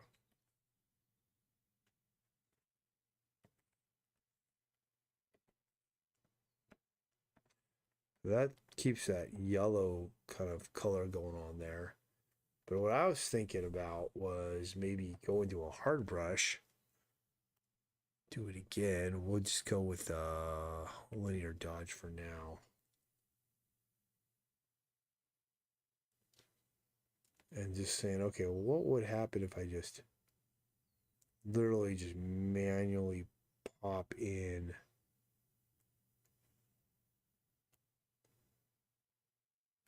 some even further highlights on this bust, if it will help it or not. I don't think it's really gonna look that good, to be honest.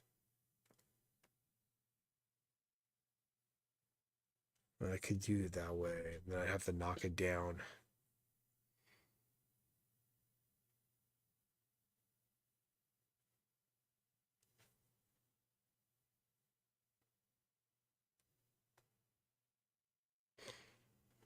So that's one thing I could do, though.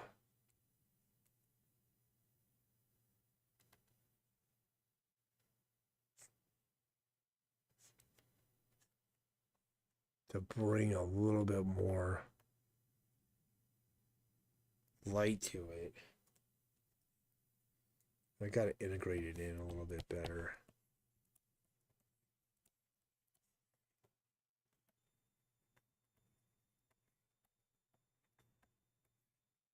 You can't tell anymore, but if I turn it off and on, it is making this thing a bit brighter.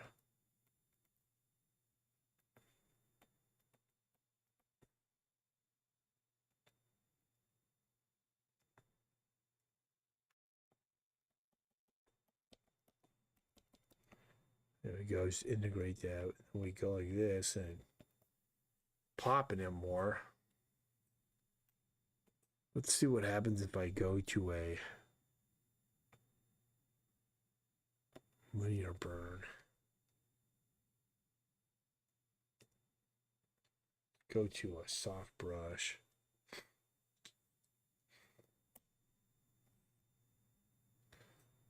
It's not good.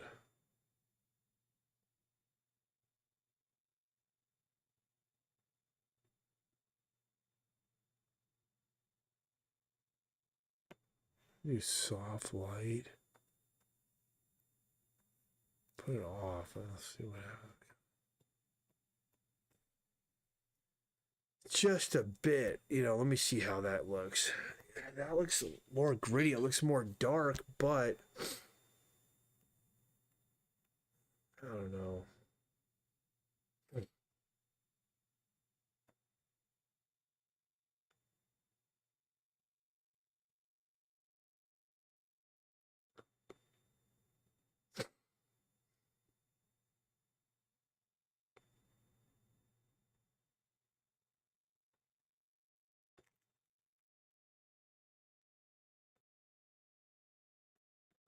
Let me see what it looks like if I change the color of it. See, that helps. Just pushing it over there. Much better.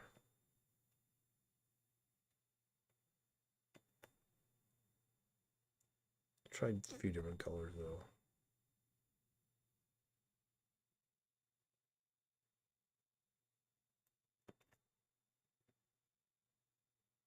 That's actually closer to what it is.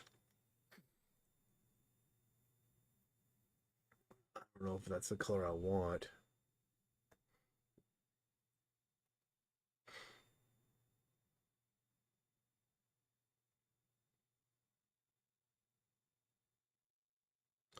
Like that.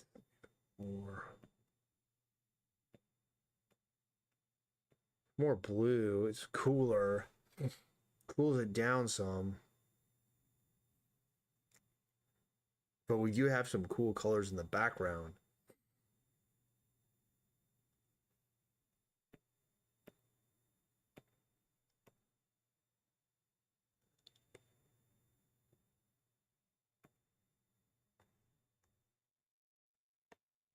Another way I could do it is with a noise brush.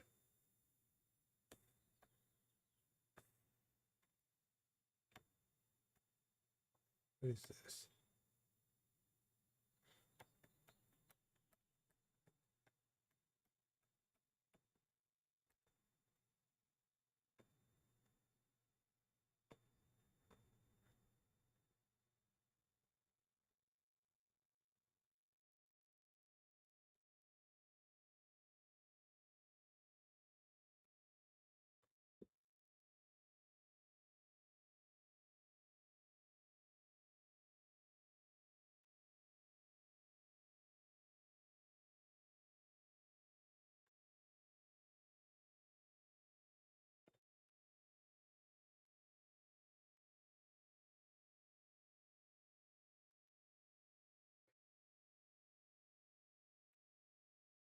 I actually kind of like that.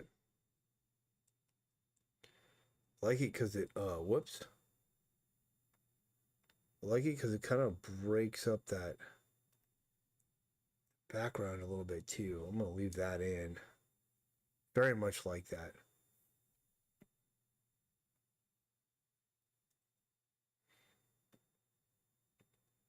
I don't think we need this.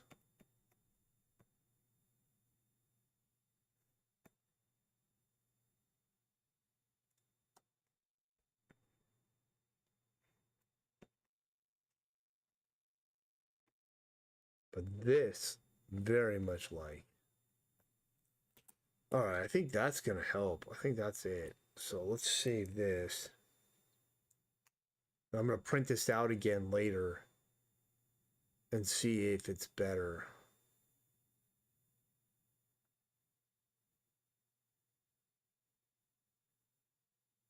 All right, for this gas station,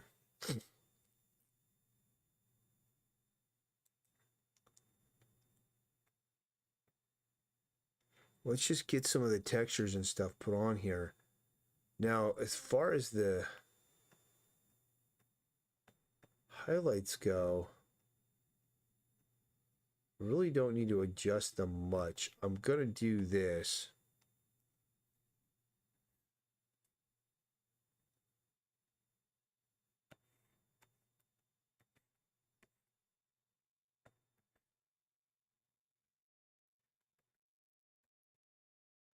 Just that background, I just want to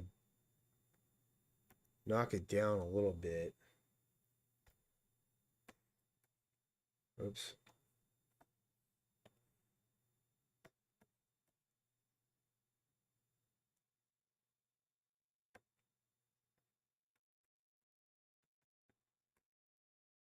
That's pretty good.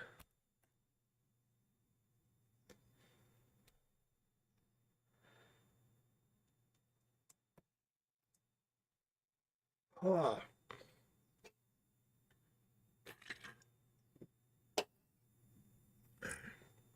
All right, let's do some texture effects.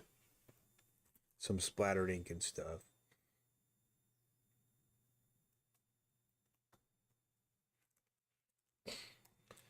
We'll go with a splatter brush. Go with this guy. Get a brown color. Usually like a brown works well. Reddish brown works well. Set this to multiply. And we kind of want to just, let's get some stuff on the street. Too big. Kind of like that size there.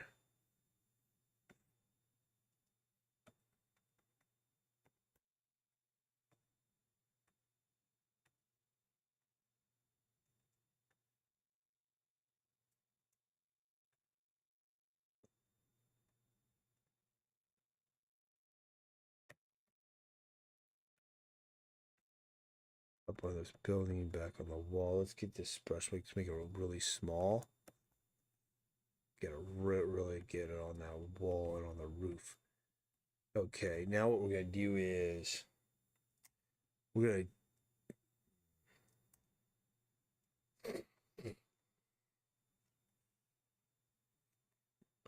gonna take it off of this part. And the stuff that's on this part, we need to get it in perspective with this roof. So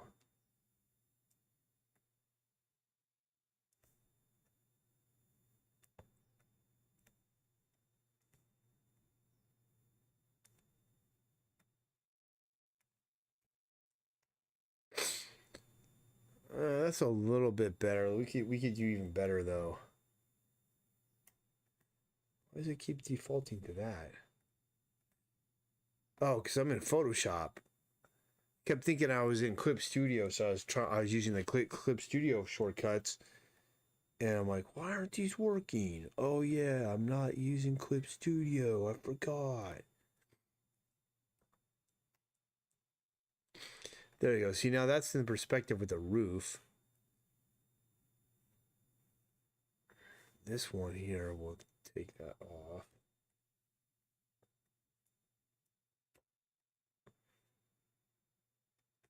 Leave that as is. And then these ones, we'll kind of put these in a different perspective too. There, that's more, looks like it's same thing with this one. These ones are not in perspective.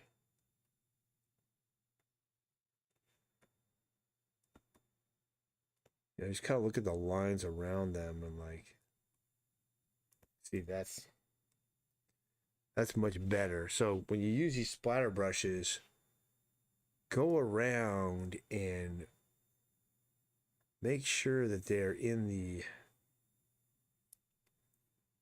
correct perspective with the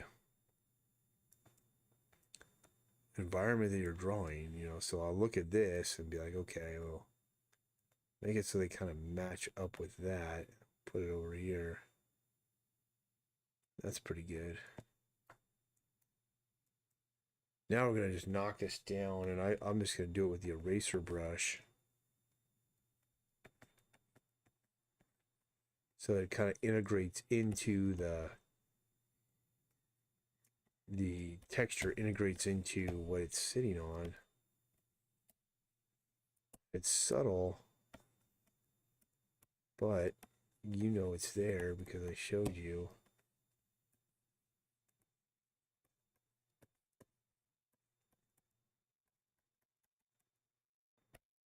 That's pretty much it for all that. We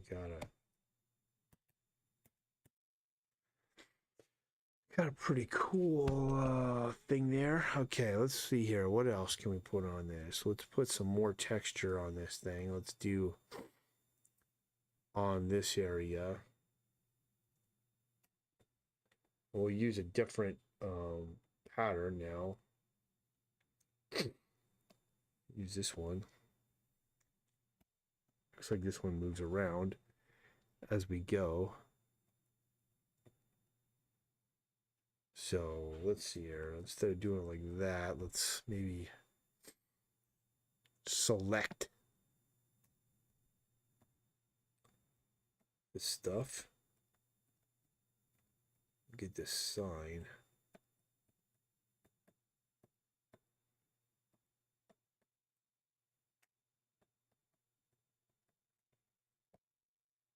Wrong place. Gotta be on here.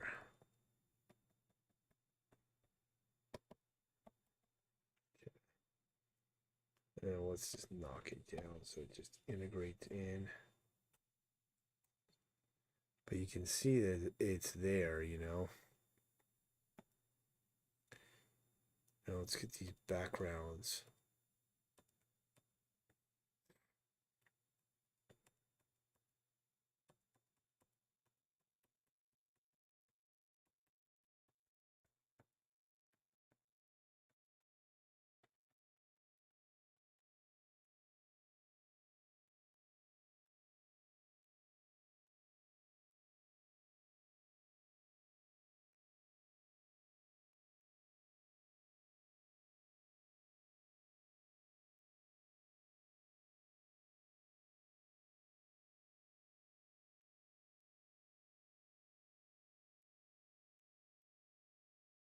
Too big.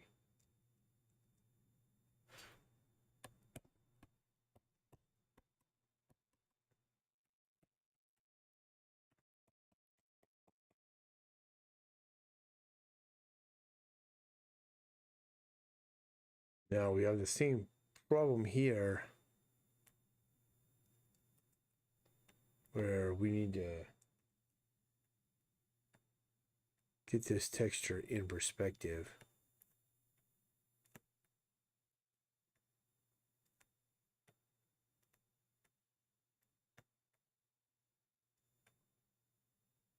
Something like that.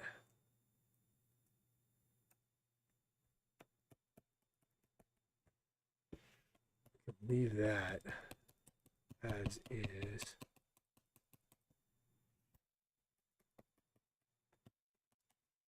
That's pretty good.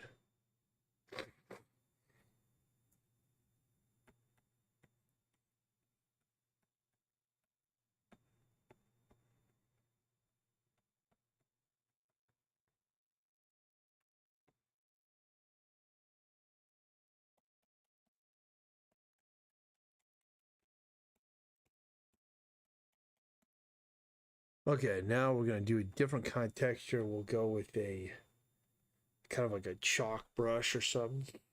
Try this guy. And I'll use maybe like this color.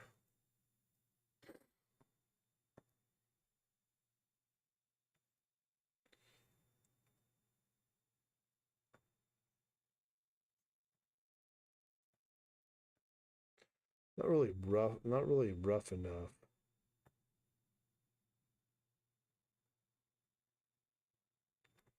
Let's see if this is better here.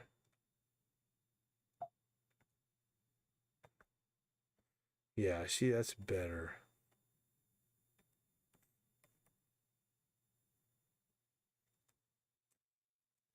Now I'm going to use this to kind of just get like side point of that building. We'll reinforce kind of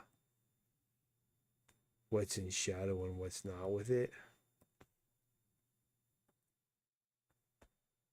Side of these pumps. Side of that. Now let's change the color. This here. A little smaller.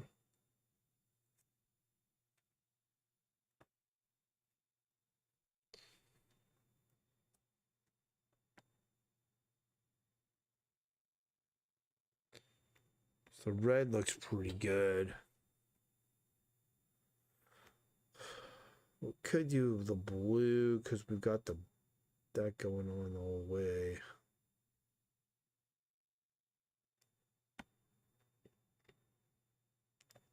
With that.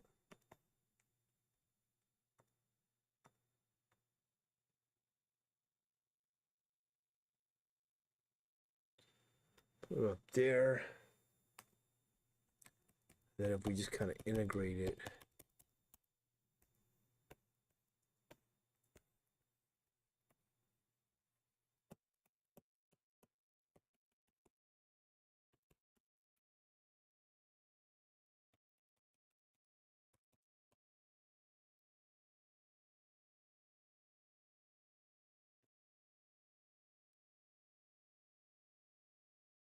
You don't really notice it, but it is there.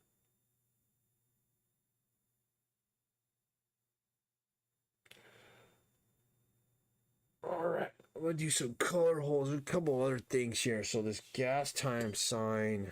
Let's see if we do our own highlights here.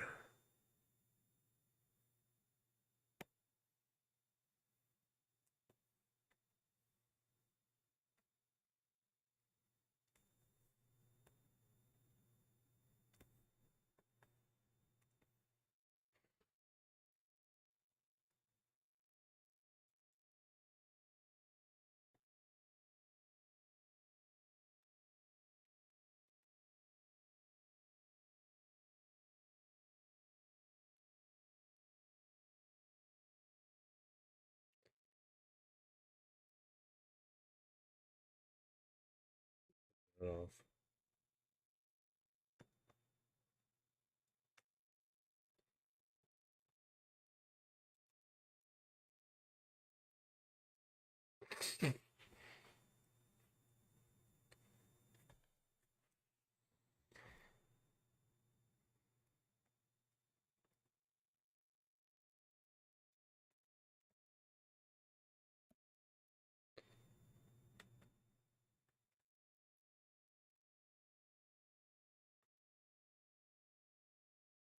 I was wondering how I'd look if I did something like that.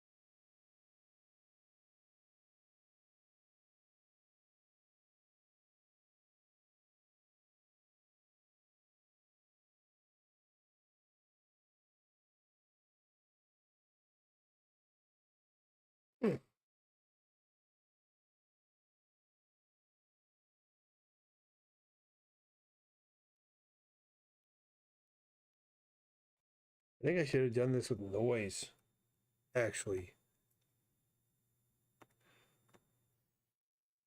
Because that definitely helps, because now you can make out the sign.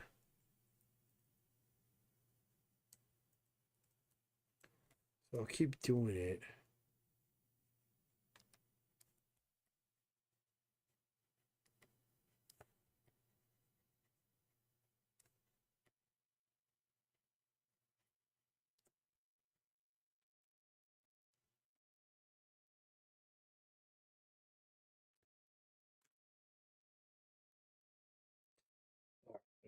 This is the part where I start to feel fatigue. Like around 2.5 hours in, I like stop talking. My brain turns off. Don't know what to do.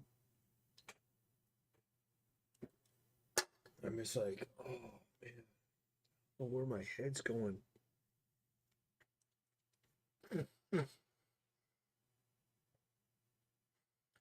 Let's do some light noise on it though. Let's go brush, and it doesn't matter which texture it is. Let's see what different ones we have. Try this dark grain scatter.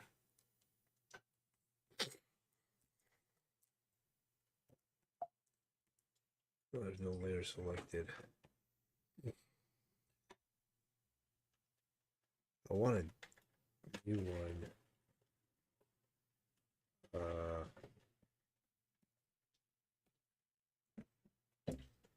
That's really aggressive, man.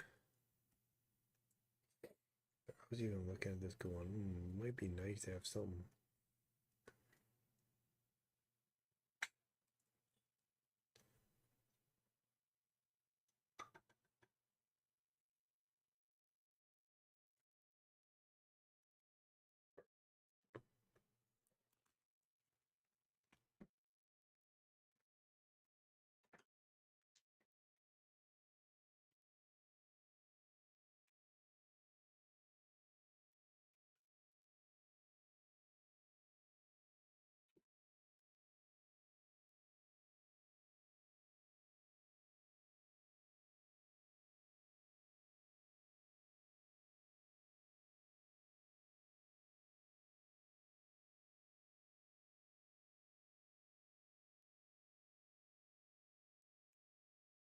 Better like that.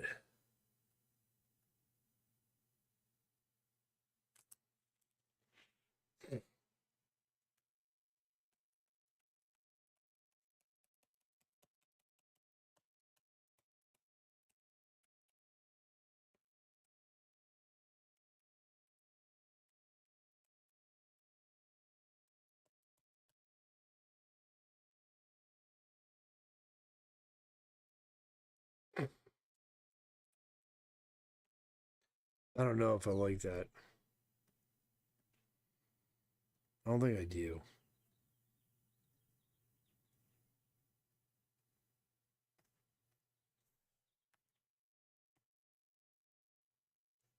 I think I'm just going to leave it as that. It's good enough there.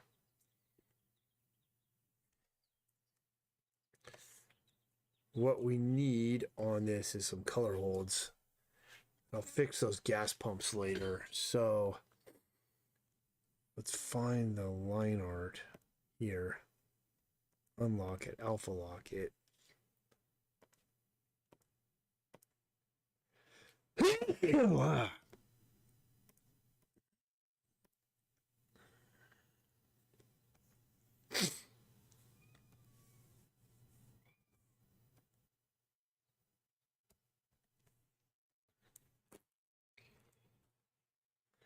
I'm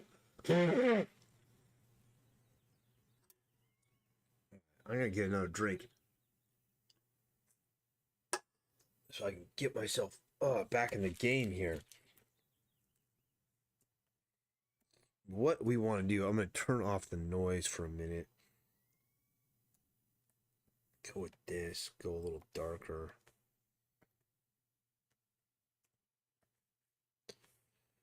I just want to knock down my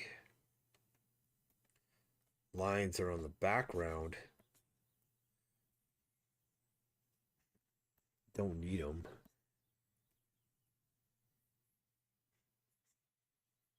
So get them out of here.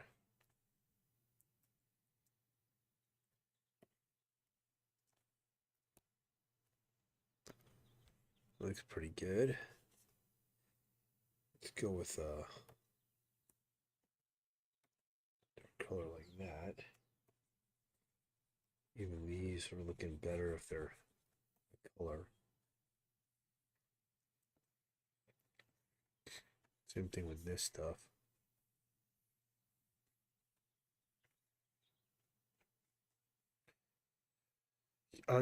So here's one of the things with the infrastructure that I want to build for Strength Monsters.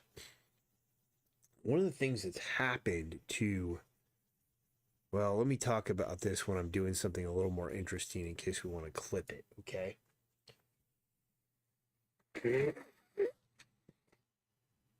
Booyah, blowing the nose. The nose blower. The blow man. Blowing my nose out. That was that one Saturday Night Live skit. It used to be pretty cool.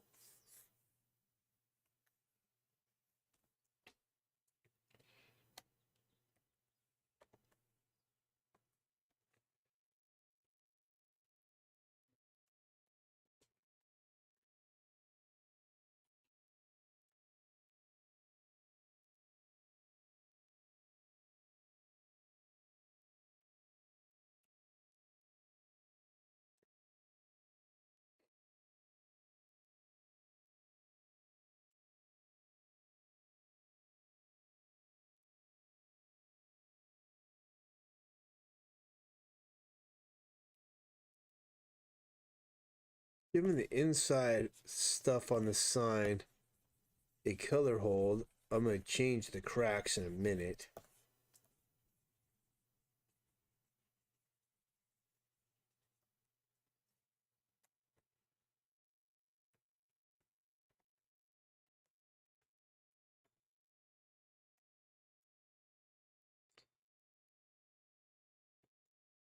And I'll make this cracks kind of this brown color.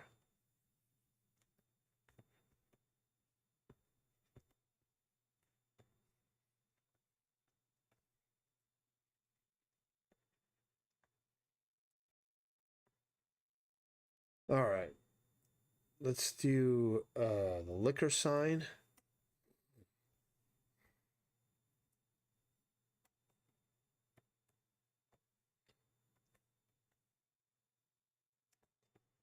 Especially because that's a background element. So I want to put that whole thing in this.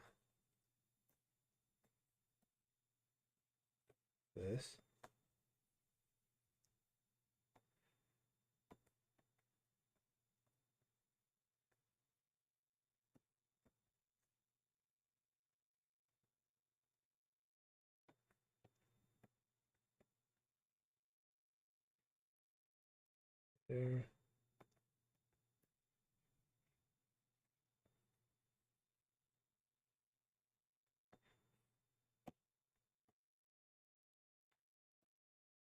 That's pretty cool.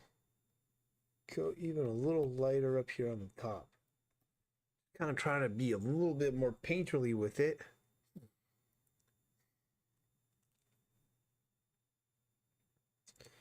All right, let's get these road cracks or maybe this grass here. Let's get this little grass patch here.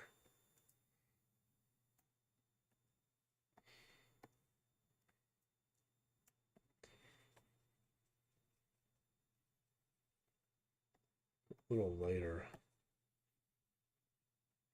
Yeah, we want this stuff kind of like that. That's pretty cool. And let's go with the dark color here. A little bit lighter.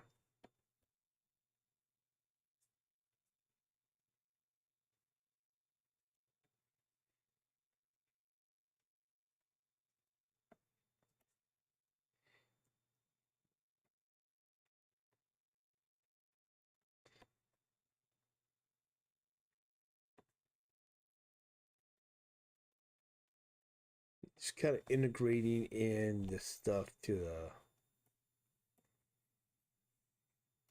REIT.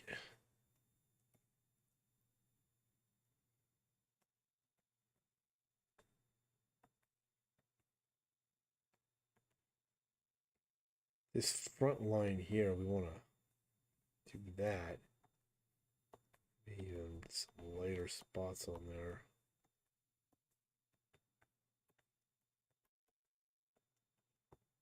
Don't do that.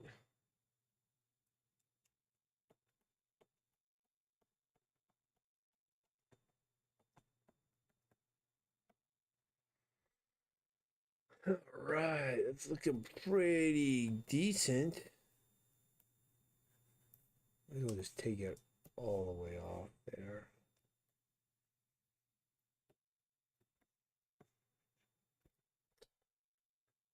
I think I might just leave it as that. Let's throw our noise back on, see what we're dealing with here. Throw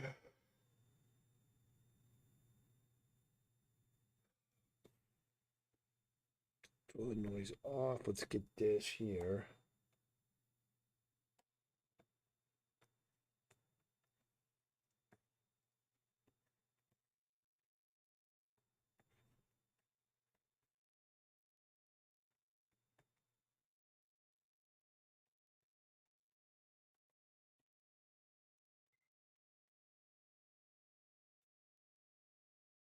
A little bit darker.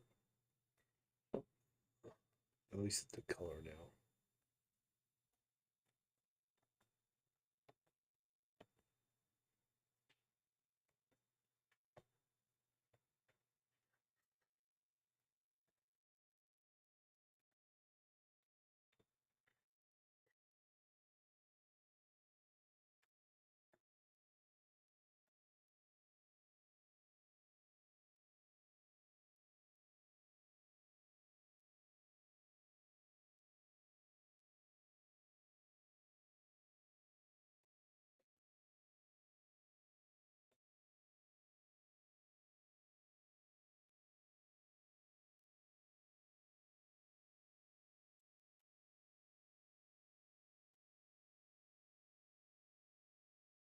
Some of this splatter, I still think it's a little too overpowering.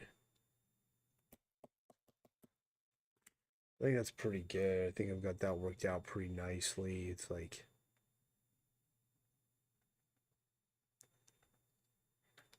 looking pretty good there.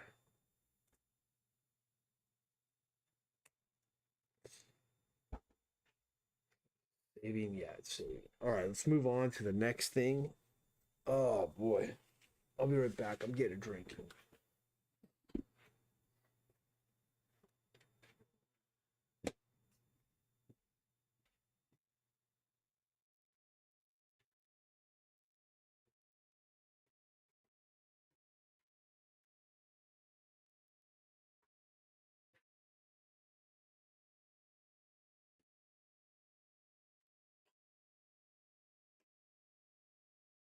Mm.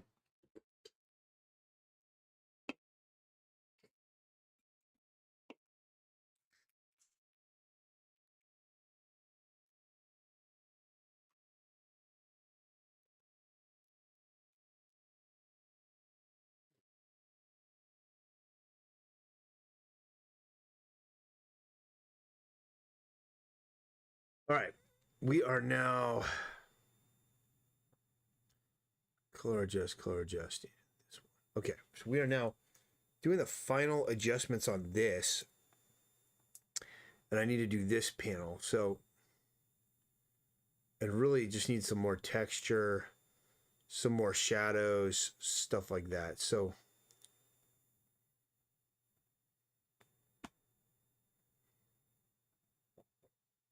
go here to an orange.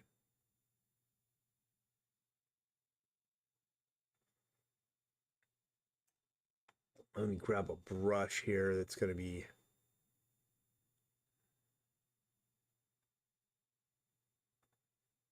there. And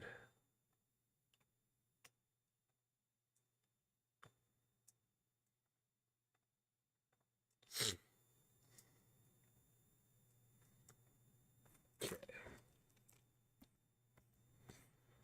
Yeah, I'm just going to drop some. Whoops, wrong layer, man. What the heck?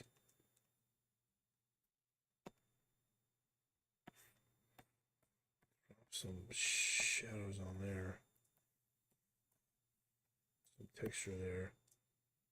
And then I'm just going to airbrush with the airsoft brush. Integrate it down a little bit. Now we've got more of a top plane there.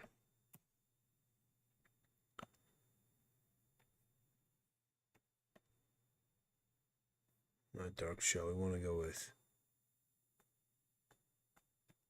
this one. Oops.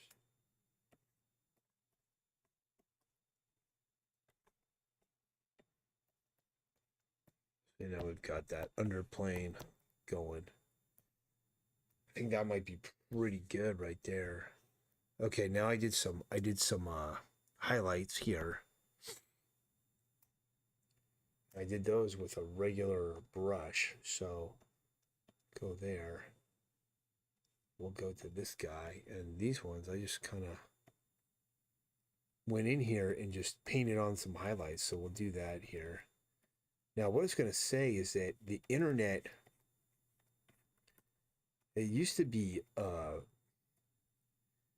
early 2000s and late 90s internet was vastly different than what it is now. And one of the big things that was different that I liked a lot better is the way websites were then. It was back then, everything, there's no social media, so things hadn't all consolidated to those platforms. And so you build a website, and everyone would build, you'd build like an authority website. You build a website and you try to make your website as useful and as valuable as you could to people. So you would have tons of information on there. So I'll give you an example. Like a couple of the websites I really liked back in the late 90s, early 2000s was, one of them was this website called Warrior Scholar. And it was like a martial arts website on karate, Korean style karate, Korean martial arts history, various, old text on martial arts, all kinds of things. And that website, the guy, he would have like books that he made and published on there, like little ebooks. He had articles with animations and gifs and all kinds of stuff. And there's a discussion forum on there, and it was active. And on that discussion forum, you had people talking and debating all manner of different martial arts histories and martial arts things, and people looking at it. And then, you know, what is the deal with this? What do you think about that? There's all this stuff. There's this guy named Roy Harris that had this website. It was like a Jeet Kune Do Jiu-Jitsu website. He had something like 200 videos on his website, and I've like 1,000 pages of content, discussion forums, everything. And it was just like this resource of information. Another website there was this website called Mouse. I was really into martial arts at the time. Mousel's Martial Arts Forums. And that one had, you know, again, we're talking about discussion boards. We're talking about all kinds of stuff on there where people would talk about things, debate things, critique, criticize, whatever. And you'd find sites like that on every topic, be it animation, be it drawing, be it whatever. Scientific Wrestling was another one. They had and that website's still up, and it just had like all this stuff on there, all this information, all these different things, you know.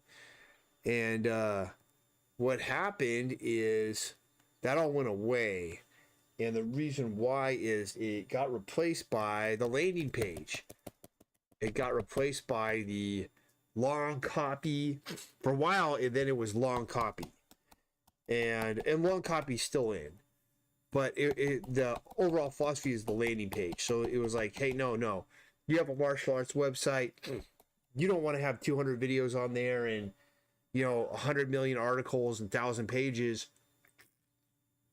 Plus a discussion forum and all this stuff. It's irrelevant now. You just want a one-page site that is all, you know, a huge sales letter, huge sales pitch, with a call to action with like limited choices. So anybody who goes there, that you're just going to try to convert them to a lead instantaneously. And so all those authority sites, all those sites with all that information, they dumped it all. They got rid of it, and the internet became really boring. All that information just got spit into social media. And when it got put onto social media, it was really bad because it disappears. Some people can archive it, but a lot of it just goes away. You know, it gets thrown into this algorithm, and it gets put out there, and sometimes it, you know, and then it's just like gone. That seems to be what happened with a lot of it. Now,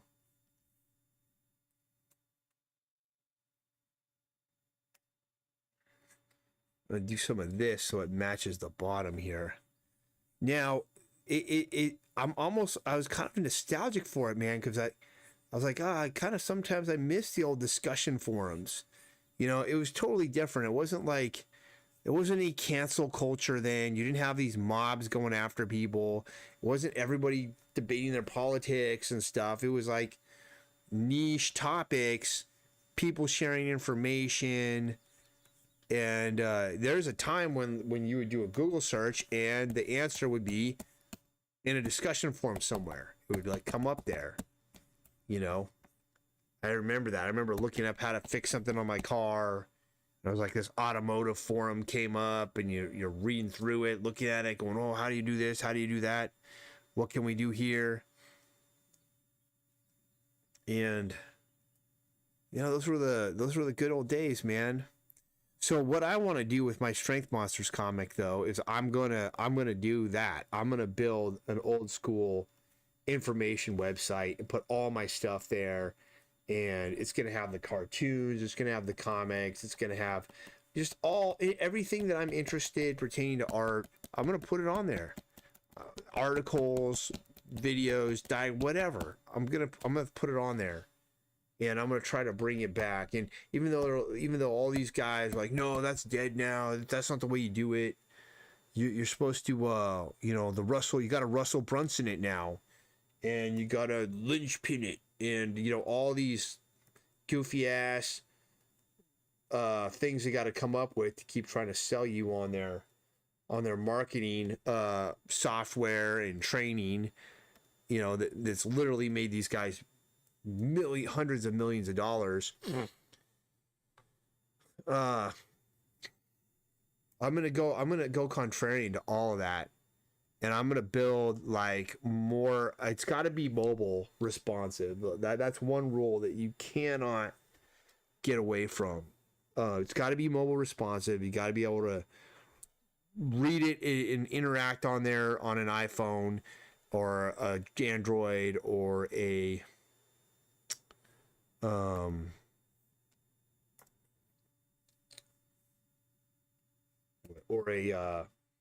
whatever, got to have that. But I'm gonna have an old school discussion forum. I'm gonna have all kinds of articles and videos and animations and all types of things that I'm interested in, that I like. It's gonna be on there, and I think it's gonna be pretty cool. And I'm working on the build out. I'm working on the build out, and I was researching. So that's one of the reasons why I'm learning JavaScript, because I'm researching discussion boards, and I'm definitely going to use a discussion board that's already built that I can just plug onto it, but it'll be on my domain. I don't want like a separate login and all that. And the other thing that I'm going to do is, so I've been researching the discussion forums. I've been researching is the JavaScript. So I'm learning the JavaScript because I need to have the ability to kind of like build out some of my own stuff, kind of manage the back end, build out the back end the way I want it to be. And that's going to require more knowledge, more skill sets. And I don't want to turn into a full-time web developer as a result of this. Like, I'm not opposed to hiring someone to help me with it, or to build things for me. I just don't want to be helpless without them. And I don't want to be stuck into a situation where I'm paying somebody else in perpetuity to keep my stuff up and running. Because then now that's to me, that's a level of helplessness. That's a level of, I want to be able to take care of my own house, and I don't need to be an expert. And then that way, if something's not working, I can fix it. If I can't fix it, I kind of would have an idea of what I would need to hire somebody to do, and I wouldn't be just at the mercy of others. That's more or less why I'm gonna do it that way. We got to still get some of the stuff on the trees here, and it looks like I used some splatter ink on the trees, and I did use some dark rendering on the trees, and we got to get a background, and then we got to get the color holds. So let's just go right in that order. Let's see how we can get through it. So let's select all these trees. This page is like almost, it's basically color adjusted and ready once I do all that. Let's go to a dark and turn this to like a dark brown, and we're gonna go to a splatter brush. Splatter brush, splatter. Where is it? Go with this guy. Let me see here. Go with this one. See what happens to this. Yeah, this one's cool because it rotates around.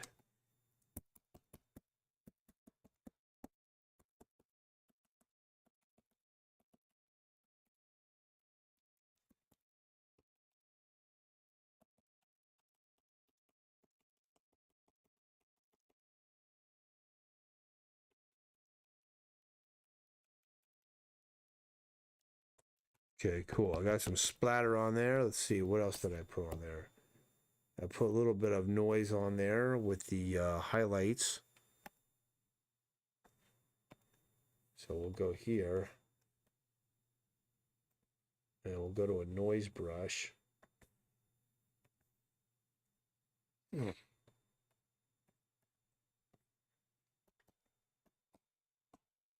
Yeah, so anyway, I started working on, I've been down. How am I going to learn JavaScript? I'm working on this course called, it's like a Udemy course, and it's project based. So you're just going to build a bunch of different kind of applications and stuff in JavaScript.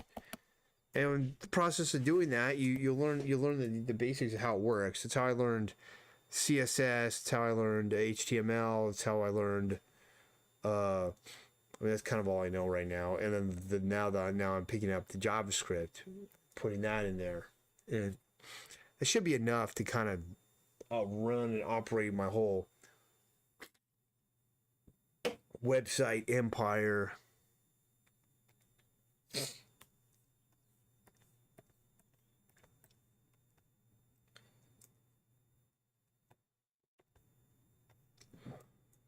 Oh, I'll leave that open. We've got to get some texture on this sky back here. And that one's going to be this. And then what I did for that was I used a chalky one. Use something like that.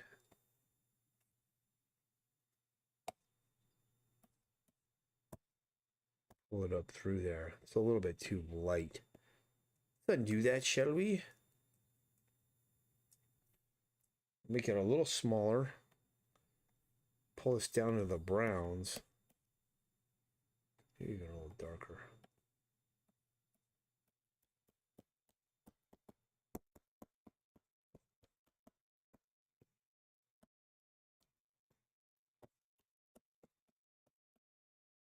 What's going on? It's not drawing on here.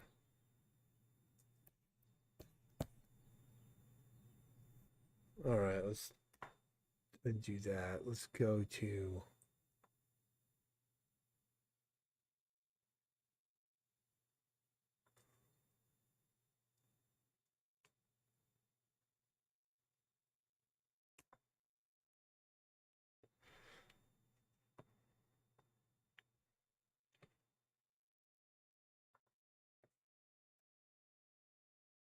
wonder why it's not coloring on there.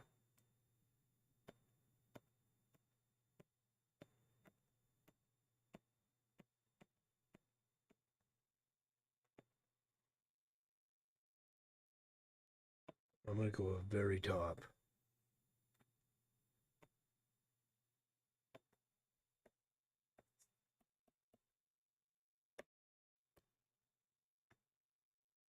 Where is it?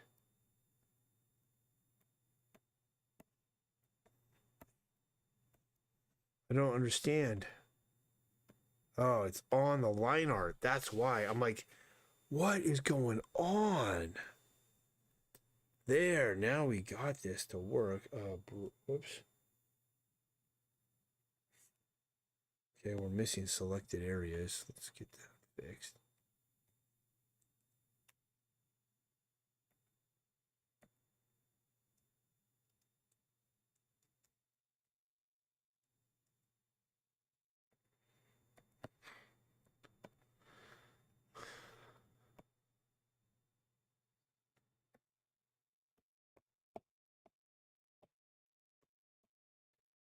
All right, now let's knock all this down.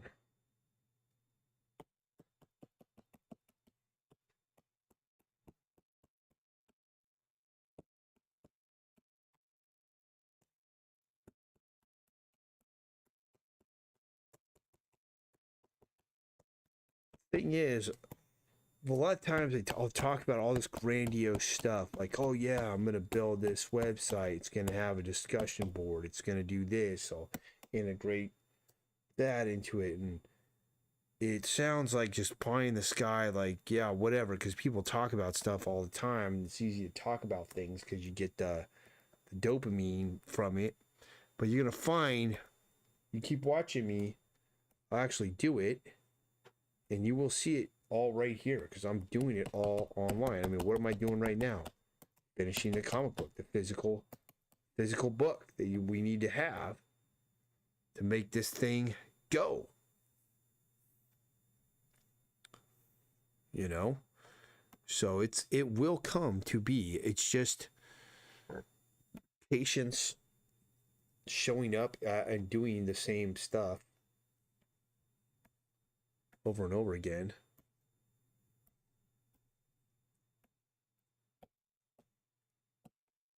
There we go.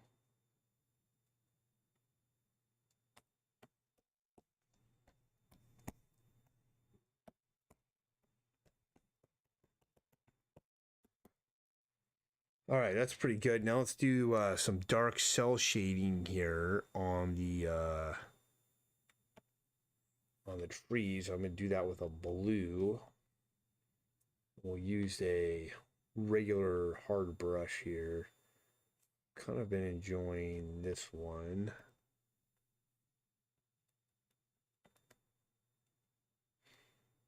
Is that what I was using? Was I using more of a brown? Using a brown. Let's switch to a brown.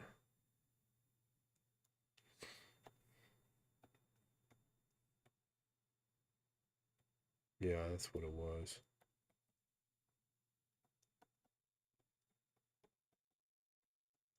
Knock all this down so it's kind of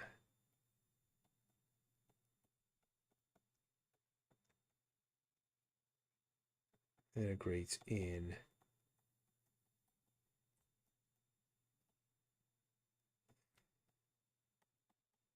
Feel awake again. I was falling asleep for a while. Been going for almost 3 hours straight today. I just have better energy today because of I had better quality sleep last night, I think. Fell asleep a bit earlier.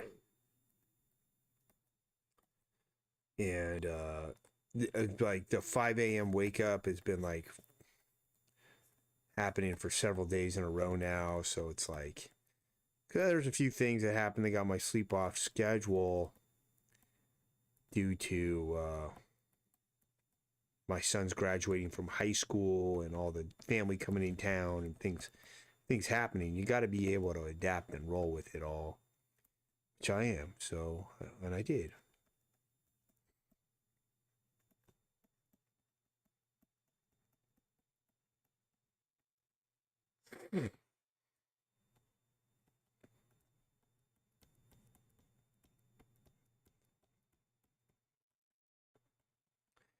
I watch a lot of people and they do a lot of not watch it, but several people that I know that they spend their mornings doing a lot of personal development. So that means they get up, they have a morning routine where they get up really early, and then it's like they read, they'll go on walks, they'll work out, they'll do their journaling, they'll plan things, they'll do their meditation, their studies, their spiritual practice, like all this stuff. And like there's a guy I know that does like 5 hours of it every day. And I think part of what happens is they get addicted to the process of it, which I understand. I mean, I've got my process, which is this. I like to get up and work on my comics first thing in the day. But the thing about it is, if I feel like if you spend in that much time on personal development, it's like your whole life is spent personally developing. But what are you executing? That's like my question. You know, it's like being in martial arts and training every day for hours, but never competing anywhere or putting it, you know, and you don't have to compete, but it's like never using it for anything else. Like what I mean, I get maybe it's the idea is that it's all of that personal development helps you navigate your day better is what it kind of comes down to. And I don't know, man. It's like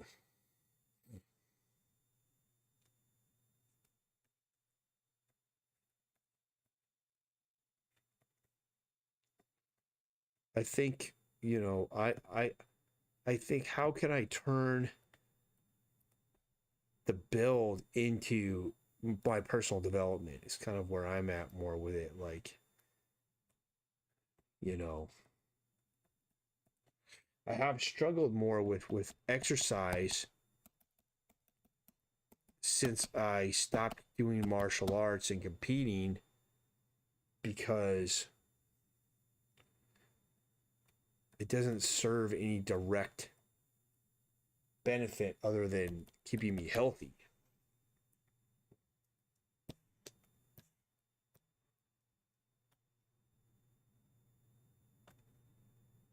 All right, we're on color holds now, which is a good place to be.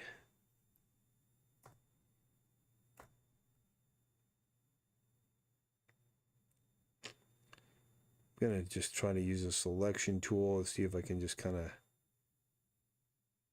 knock in all these plants here. One quick go.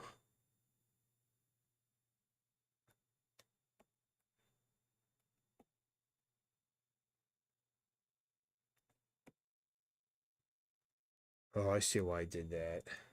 Okay, let's undo that there. All right, I forgot. I'm gonna undo all this. That I've got stuff there. So if I put the color hold up there, it's gonna change that. So we need to do is just gotta do it manually. Or keep it off that area.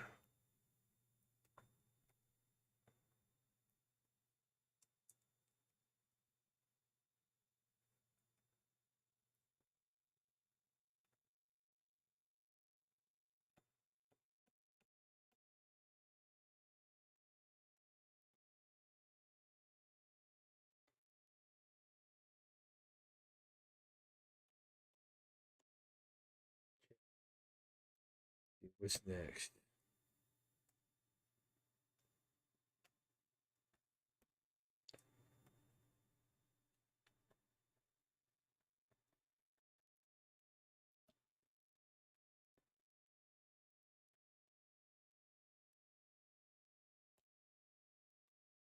Well, I think 4 hours is what it's going to take me. Maybe less. I'm getting pretty close to finishing this page. But if I can get a 4 hour morning session in like this, it does make a big difference as far as how quickly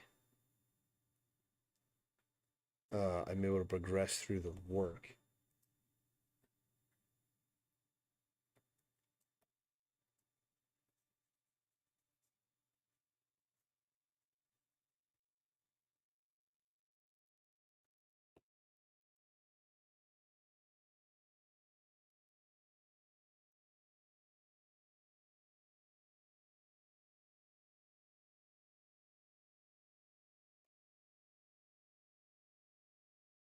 All right, I've got that done. Let's see there. What else do we need to color hold on here? We need to do these trees.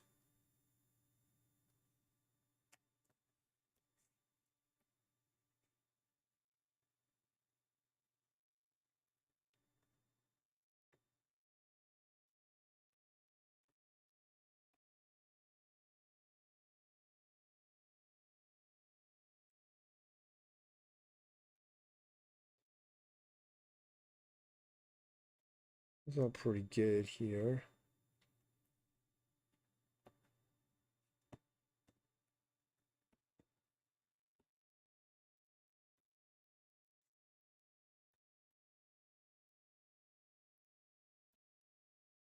Yeah, let's get back to this one.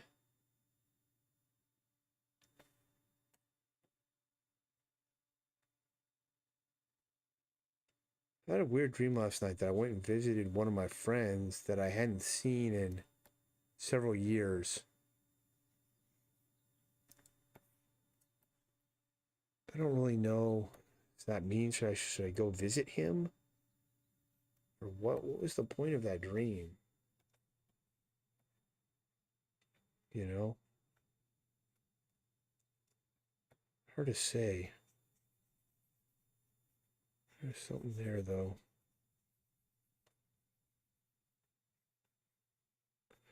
I'll reach out to him. See what's going on. That's better before.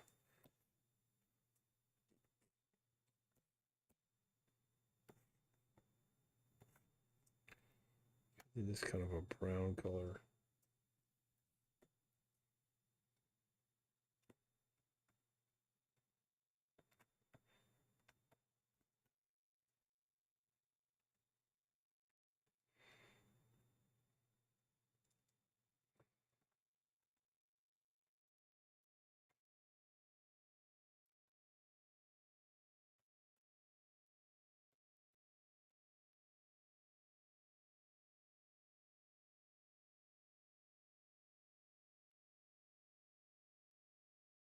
There's a lot to do here.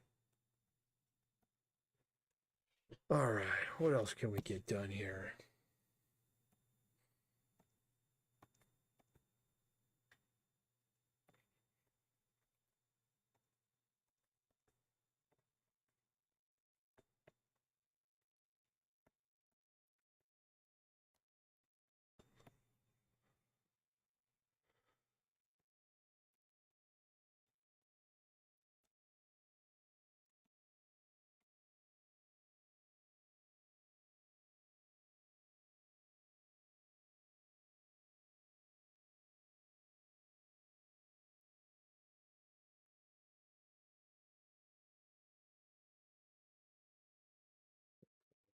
He's a little bit brighter.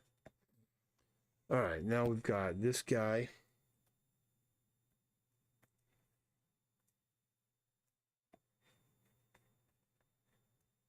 Go a little darker on him.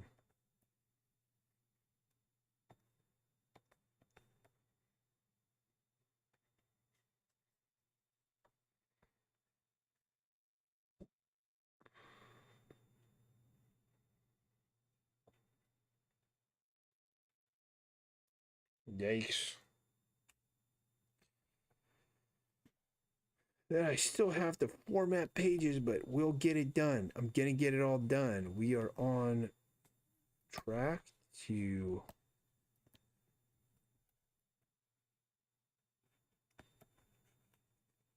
bring everything about.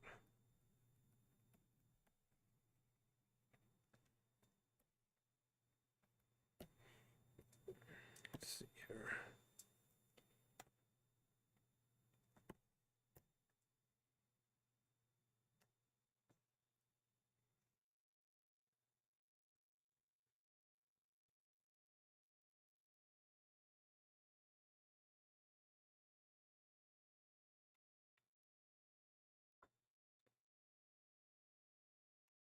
It's pretty good here.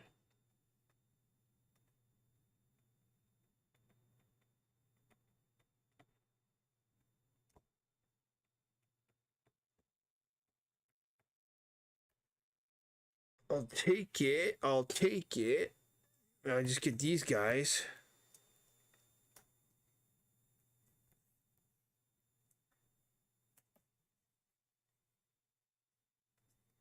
I feel like they need to be a little darker too for this scene. Like what worked in one panel may not always work in the next. Colors and values are going to be slightly different. Even a little down more.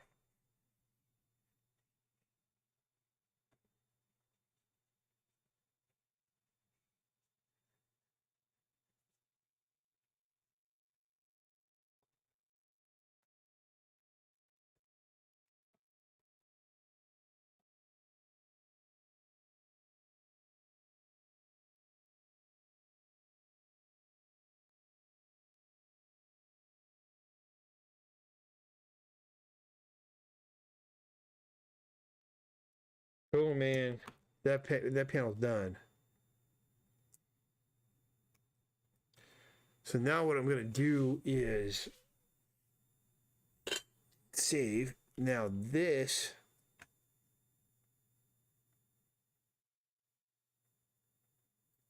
Where is this panel?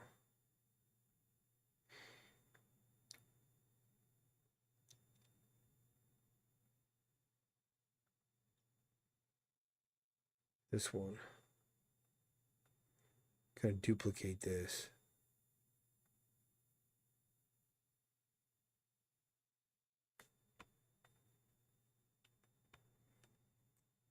All right, now we're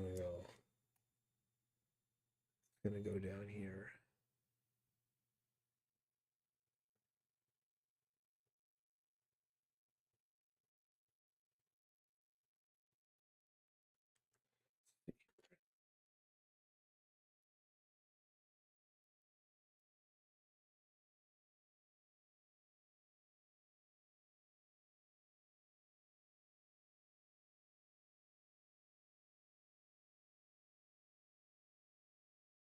Oh, I see what that is. Yeah, I'll move it down and then I can move those characters down. So this is just going to be this page again.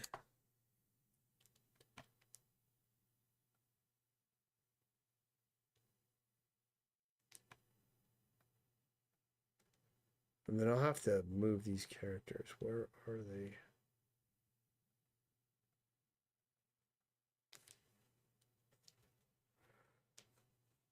It's not going to be easy though. Let me think about that. We'll do that tomorrow and that'll finish this page off.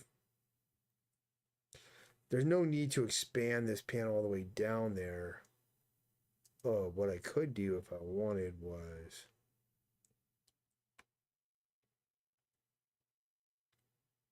could bring it up closer.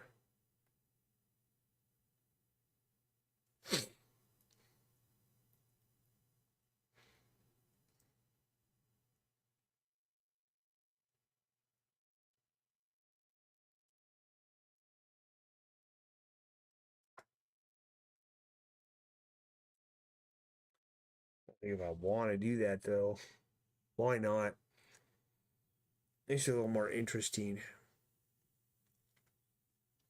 So I'll adjust those figures tomorrow. Put them in the right place. Make them the right size.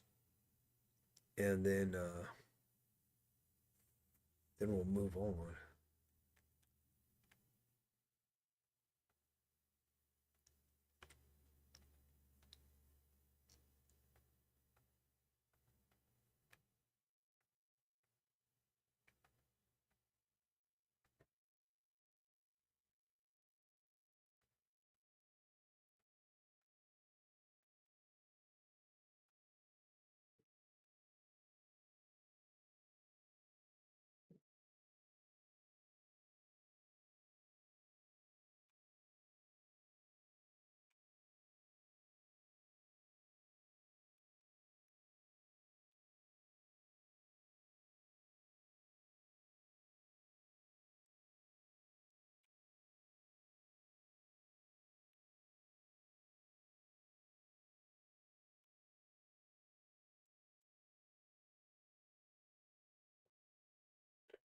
All right, so tomorrow will be the final wrap up of this page.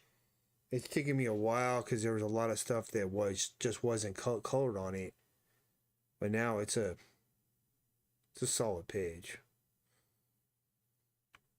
And it'll be pretty nice when it's done.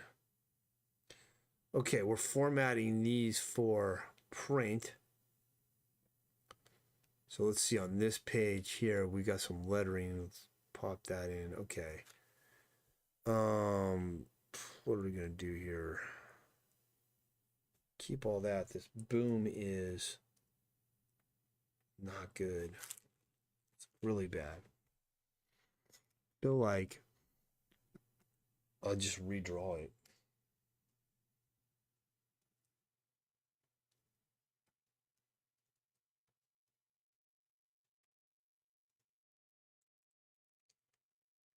think I'm going to go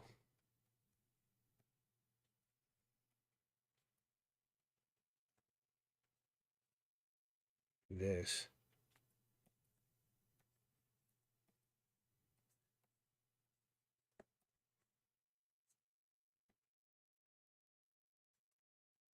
I'm literally just going to draw my own font right here on the frickin' fly. That's how, this boom that I've got here is pretty weak. But that's how much of the real deal I am. I just drop in new fonts right there on the spot. Nothing's stopping me. Not gonna hold me back. Wait till you see this boom when it's done.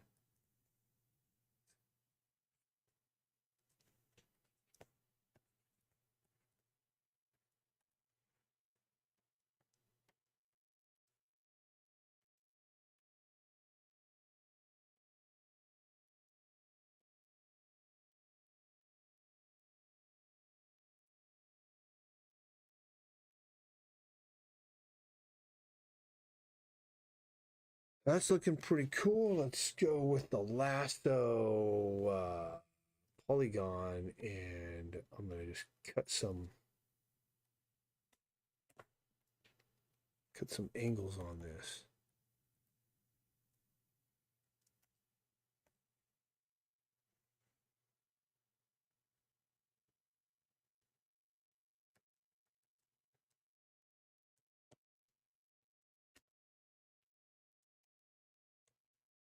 This textural thing, is that contextual bullshit on? Hate that thing, man.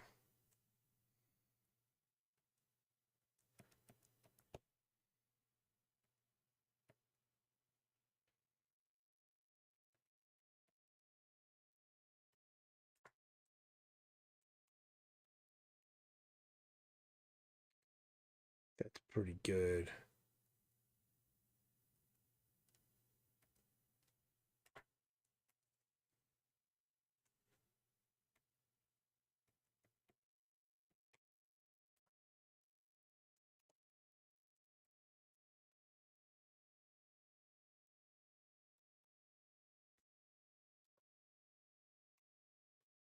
Okay, now, what about this?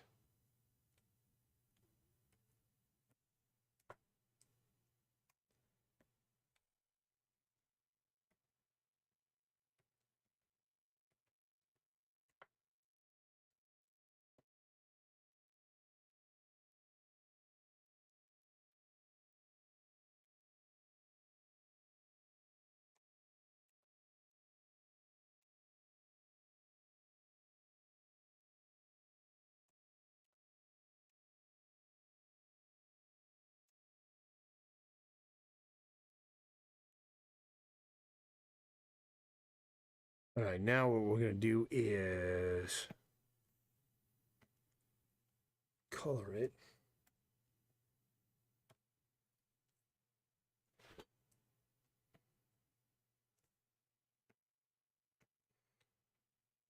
Go with a little bit brighter.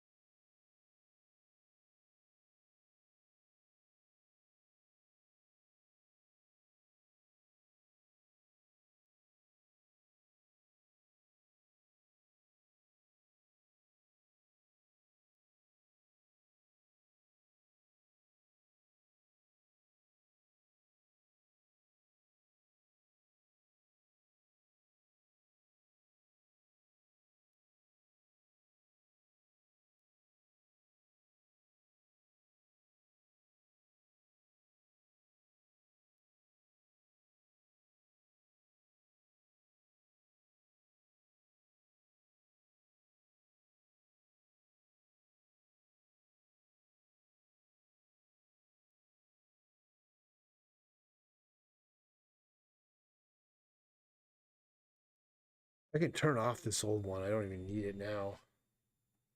You can see already this new boom is way cooler, integrates better into the piece.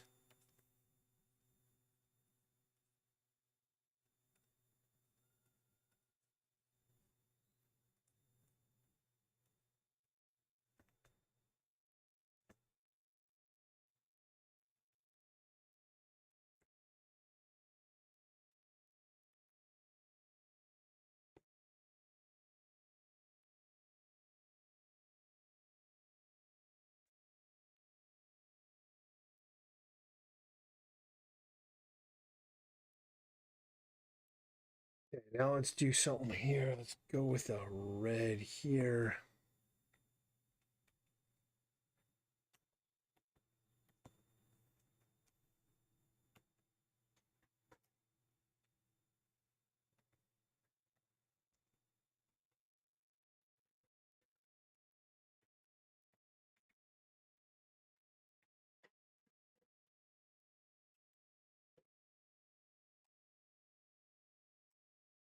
There we go. And we could do something like this even if I wanted.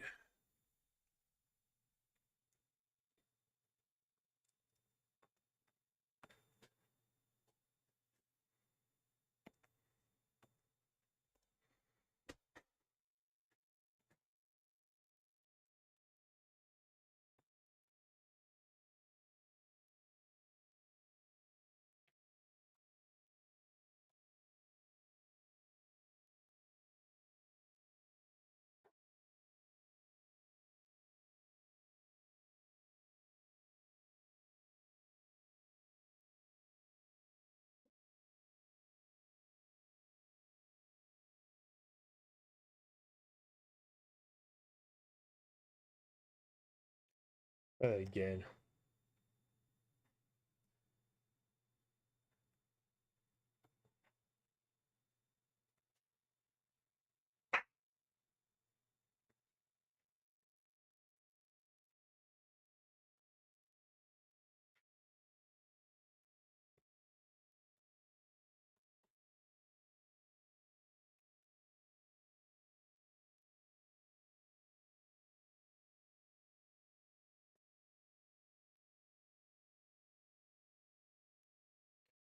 I'm almost thinking of doing the whole thing in outline like that. But now what's the problem is I'm not gonna do that because it's making the whole boom take over the whole piece.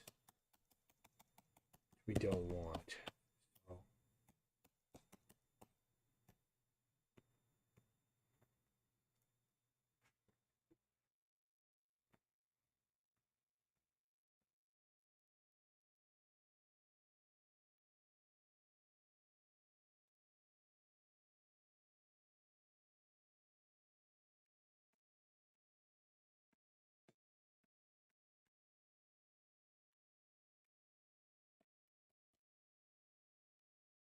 like this, I'm gonna kind of like give it almost a little bit of transparency there.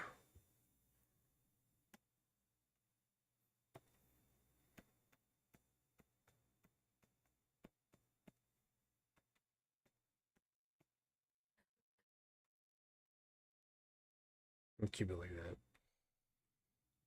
You kind of feel like it needs that color hold though. Why is it so black there?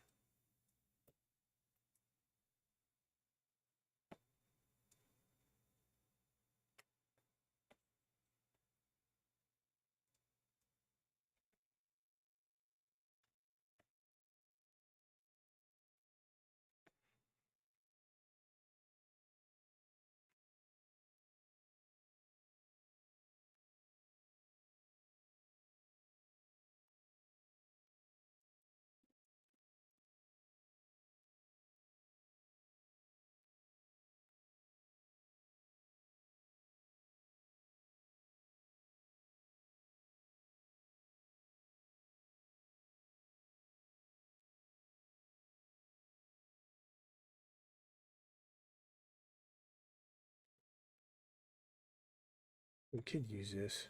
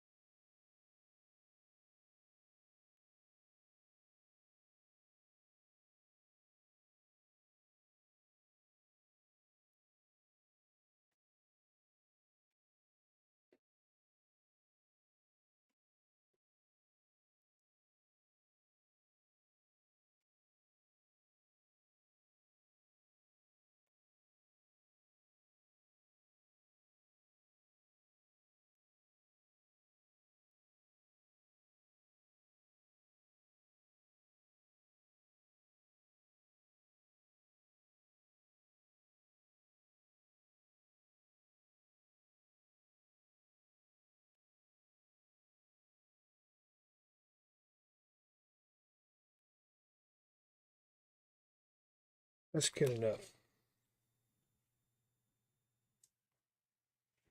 The boom on there.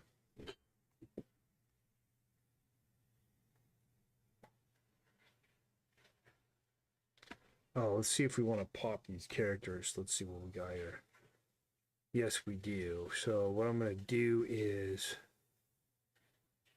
copy that. Go to my flats.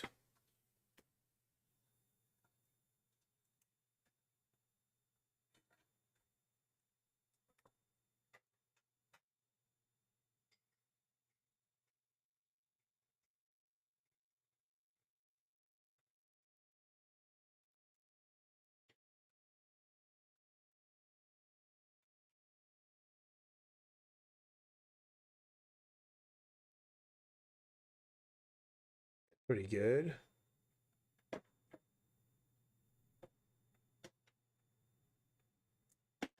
This guy here.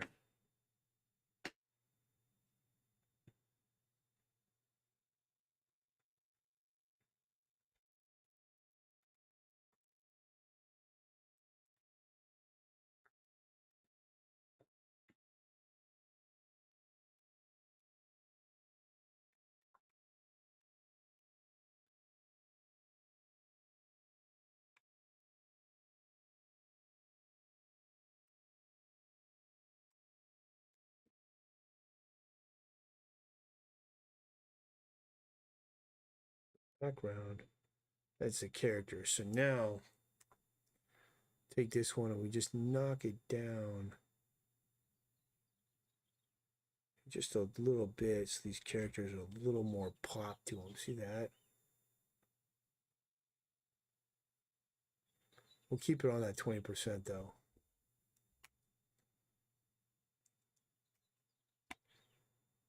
Edit, copy, merged. This is page 14. Throw it on here.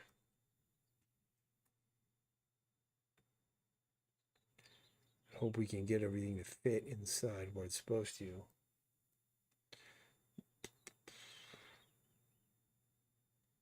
Yeah, it looks like we're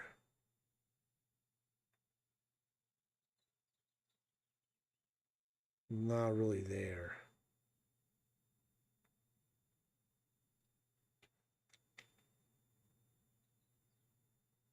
So go here,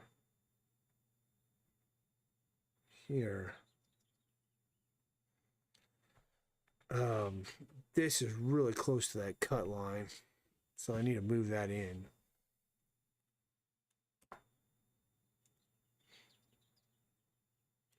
Let's go file, save as,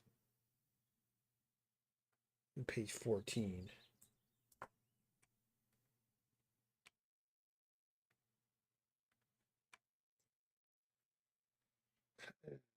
Here, that one is here, so let's just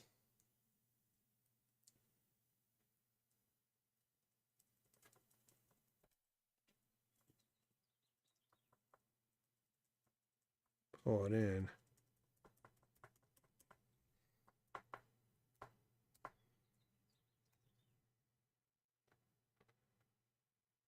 This one I'll pull in a little bit too.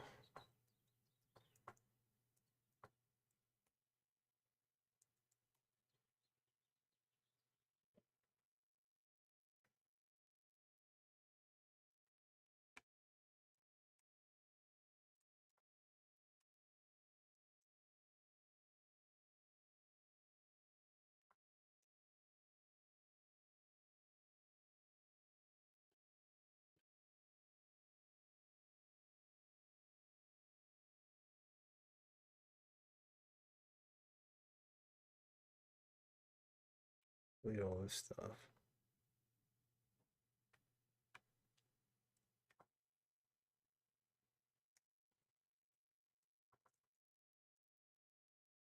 So that works there. We got the full bleed because this page is intended to be full bleed. And we put this one down. Here, we're going to have Rocking's head get cut off. Now, that's not bad. It makes him look like he got bigger. So maybe I keep that. Otherwise, I come down here and I let this bottom panel get cut. I think I'm gonna just go right there. Well, Rocking's head is gonna get cut. It's got to be like there.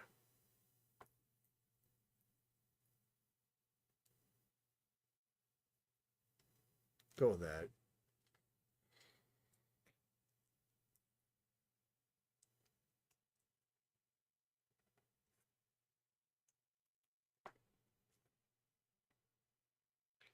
All right, so this page is done.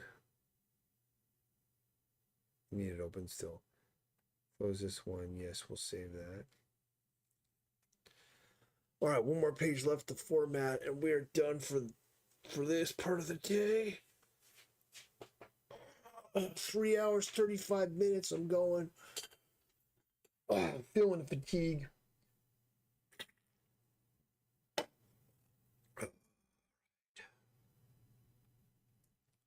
Feeling the fatigue from it, but we can do it.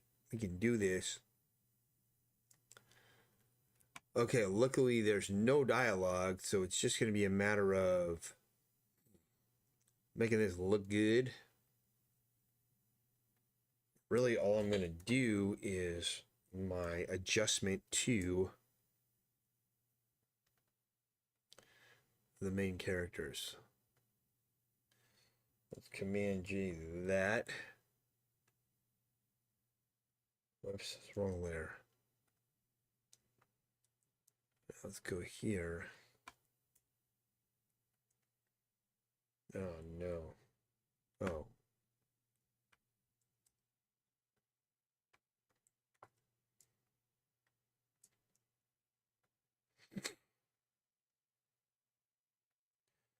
So we just want to make these characters pop a little bit more.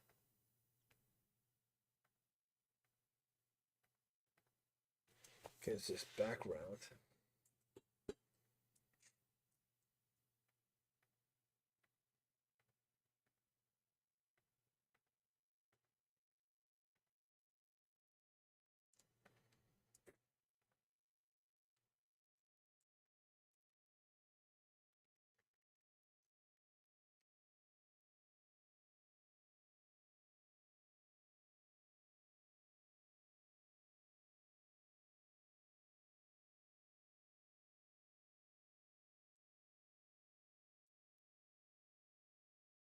That's a great dinosaur right there.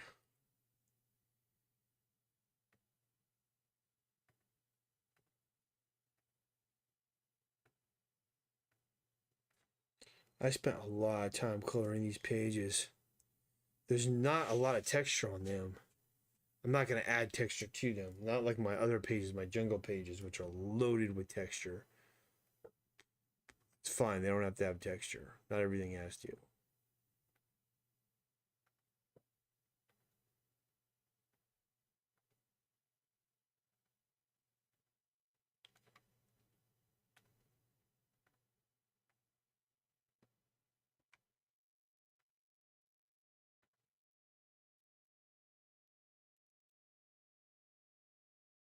Get on the...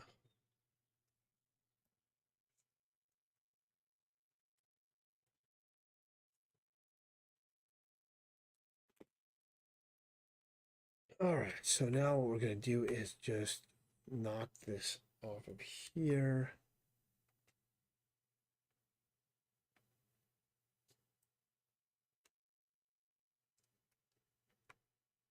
All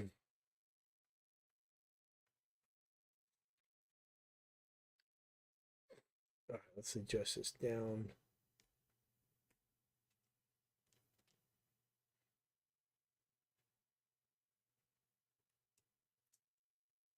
%, maybe. It was at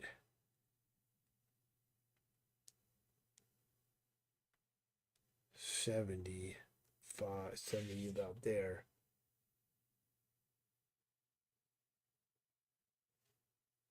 And honestly, I kind of like that guy where he was. So,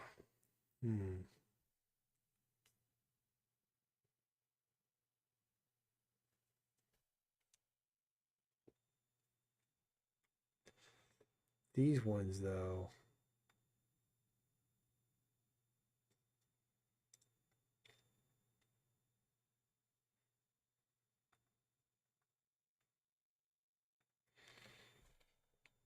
I'll just go with that.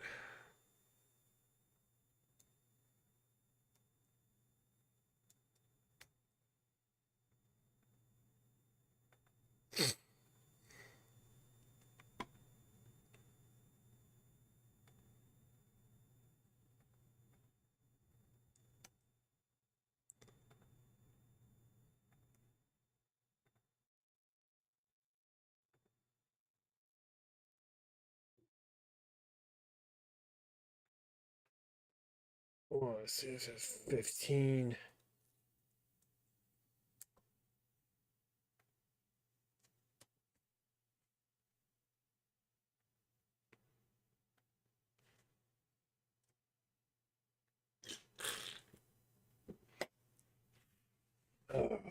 Wild, eh?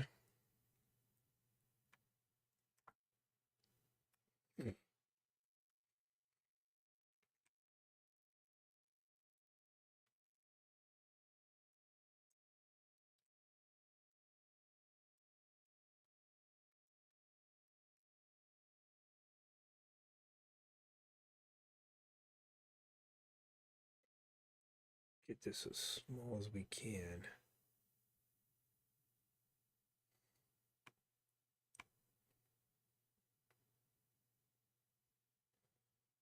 Really, we want that. I'm gonna just see if I can use the fancy thing to make it all fit. Because I want all these panels in there, but I want it to be full bleed. Let's get there.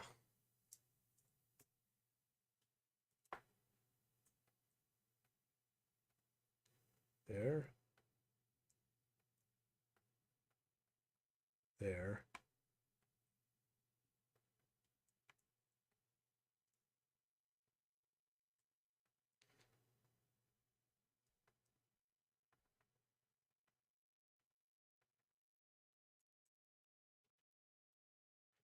Cool.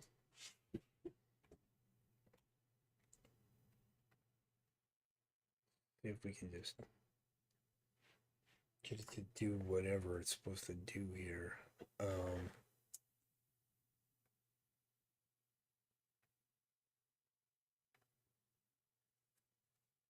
think if you just put this, we'll just do it.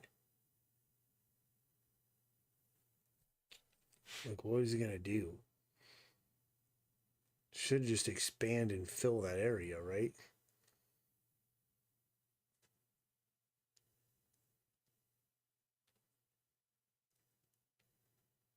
It's terrible. What the hell is that? My gosh.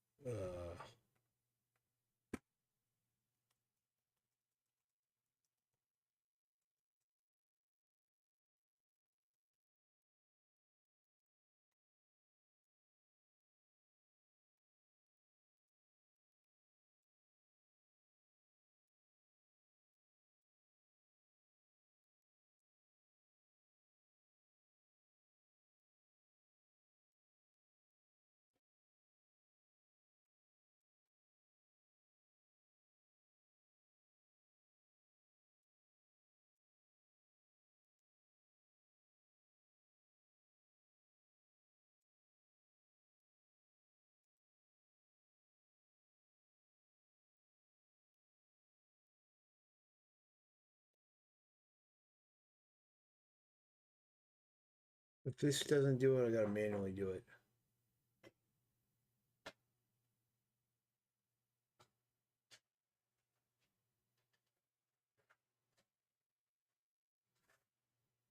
Bullshit, man.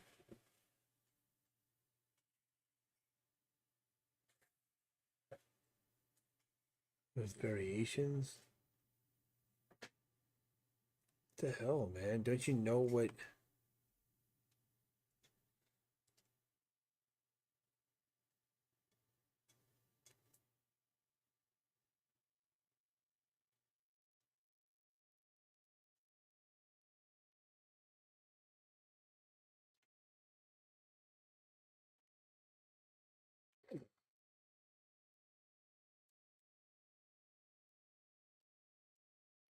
like manually do this.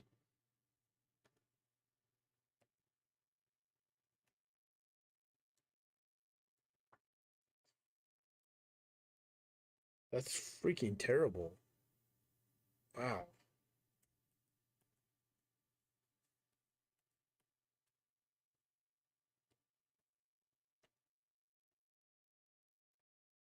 Have to go through it the old manual way.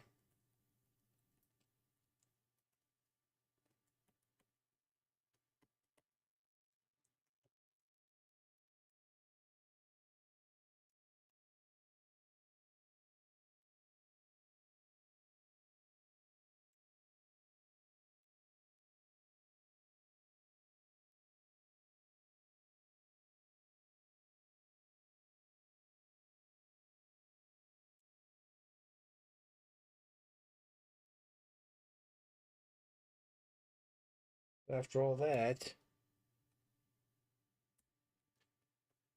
still had to freaking do it.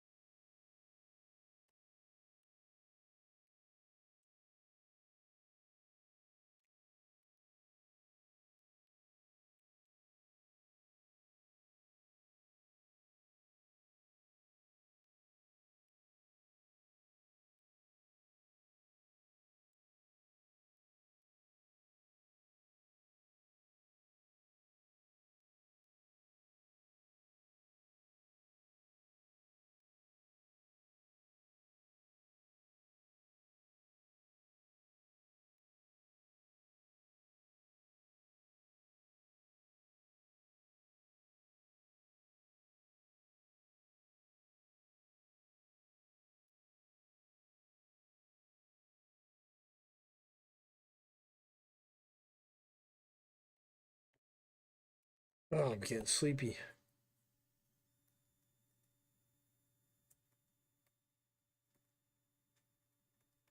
Get rid of some of these fragments that I had on here.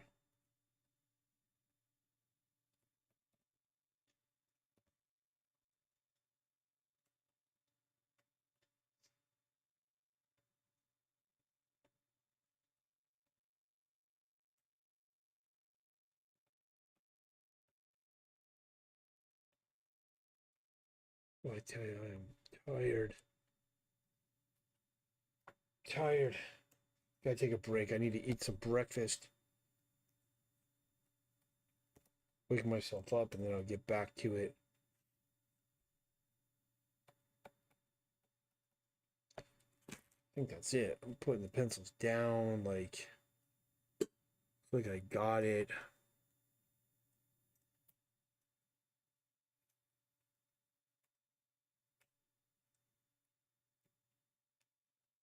This has already been saved as page 15, which is the right page, I believe. Let me double check. Uh,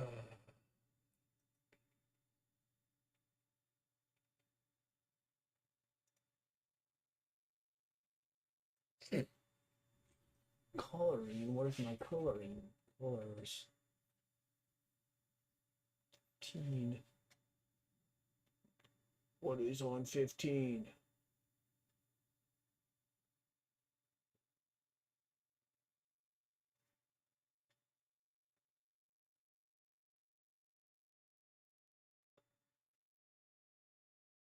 Yep. Save that. It's all saved up. Close that.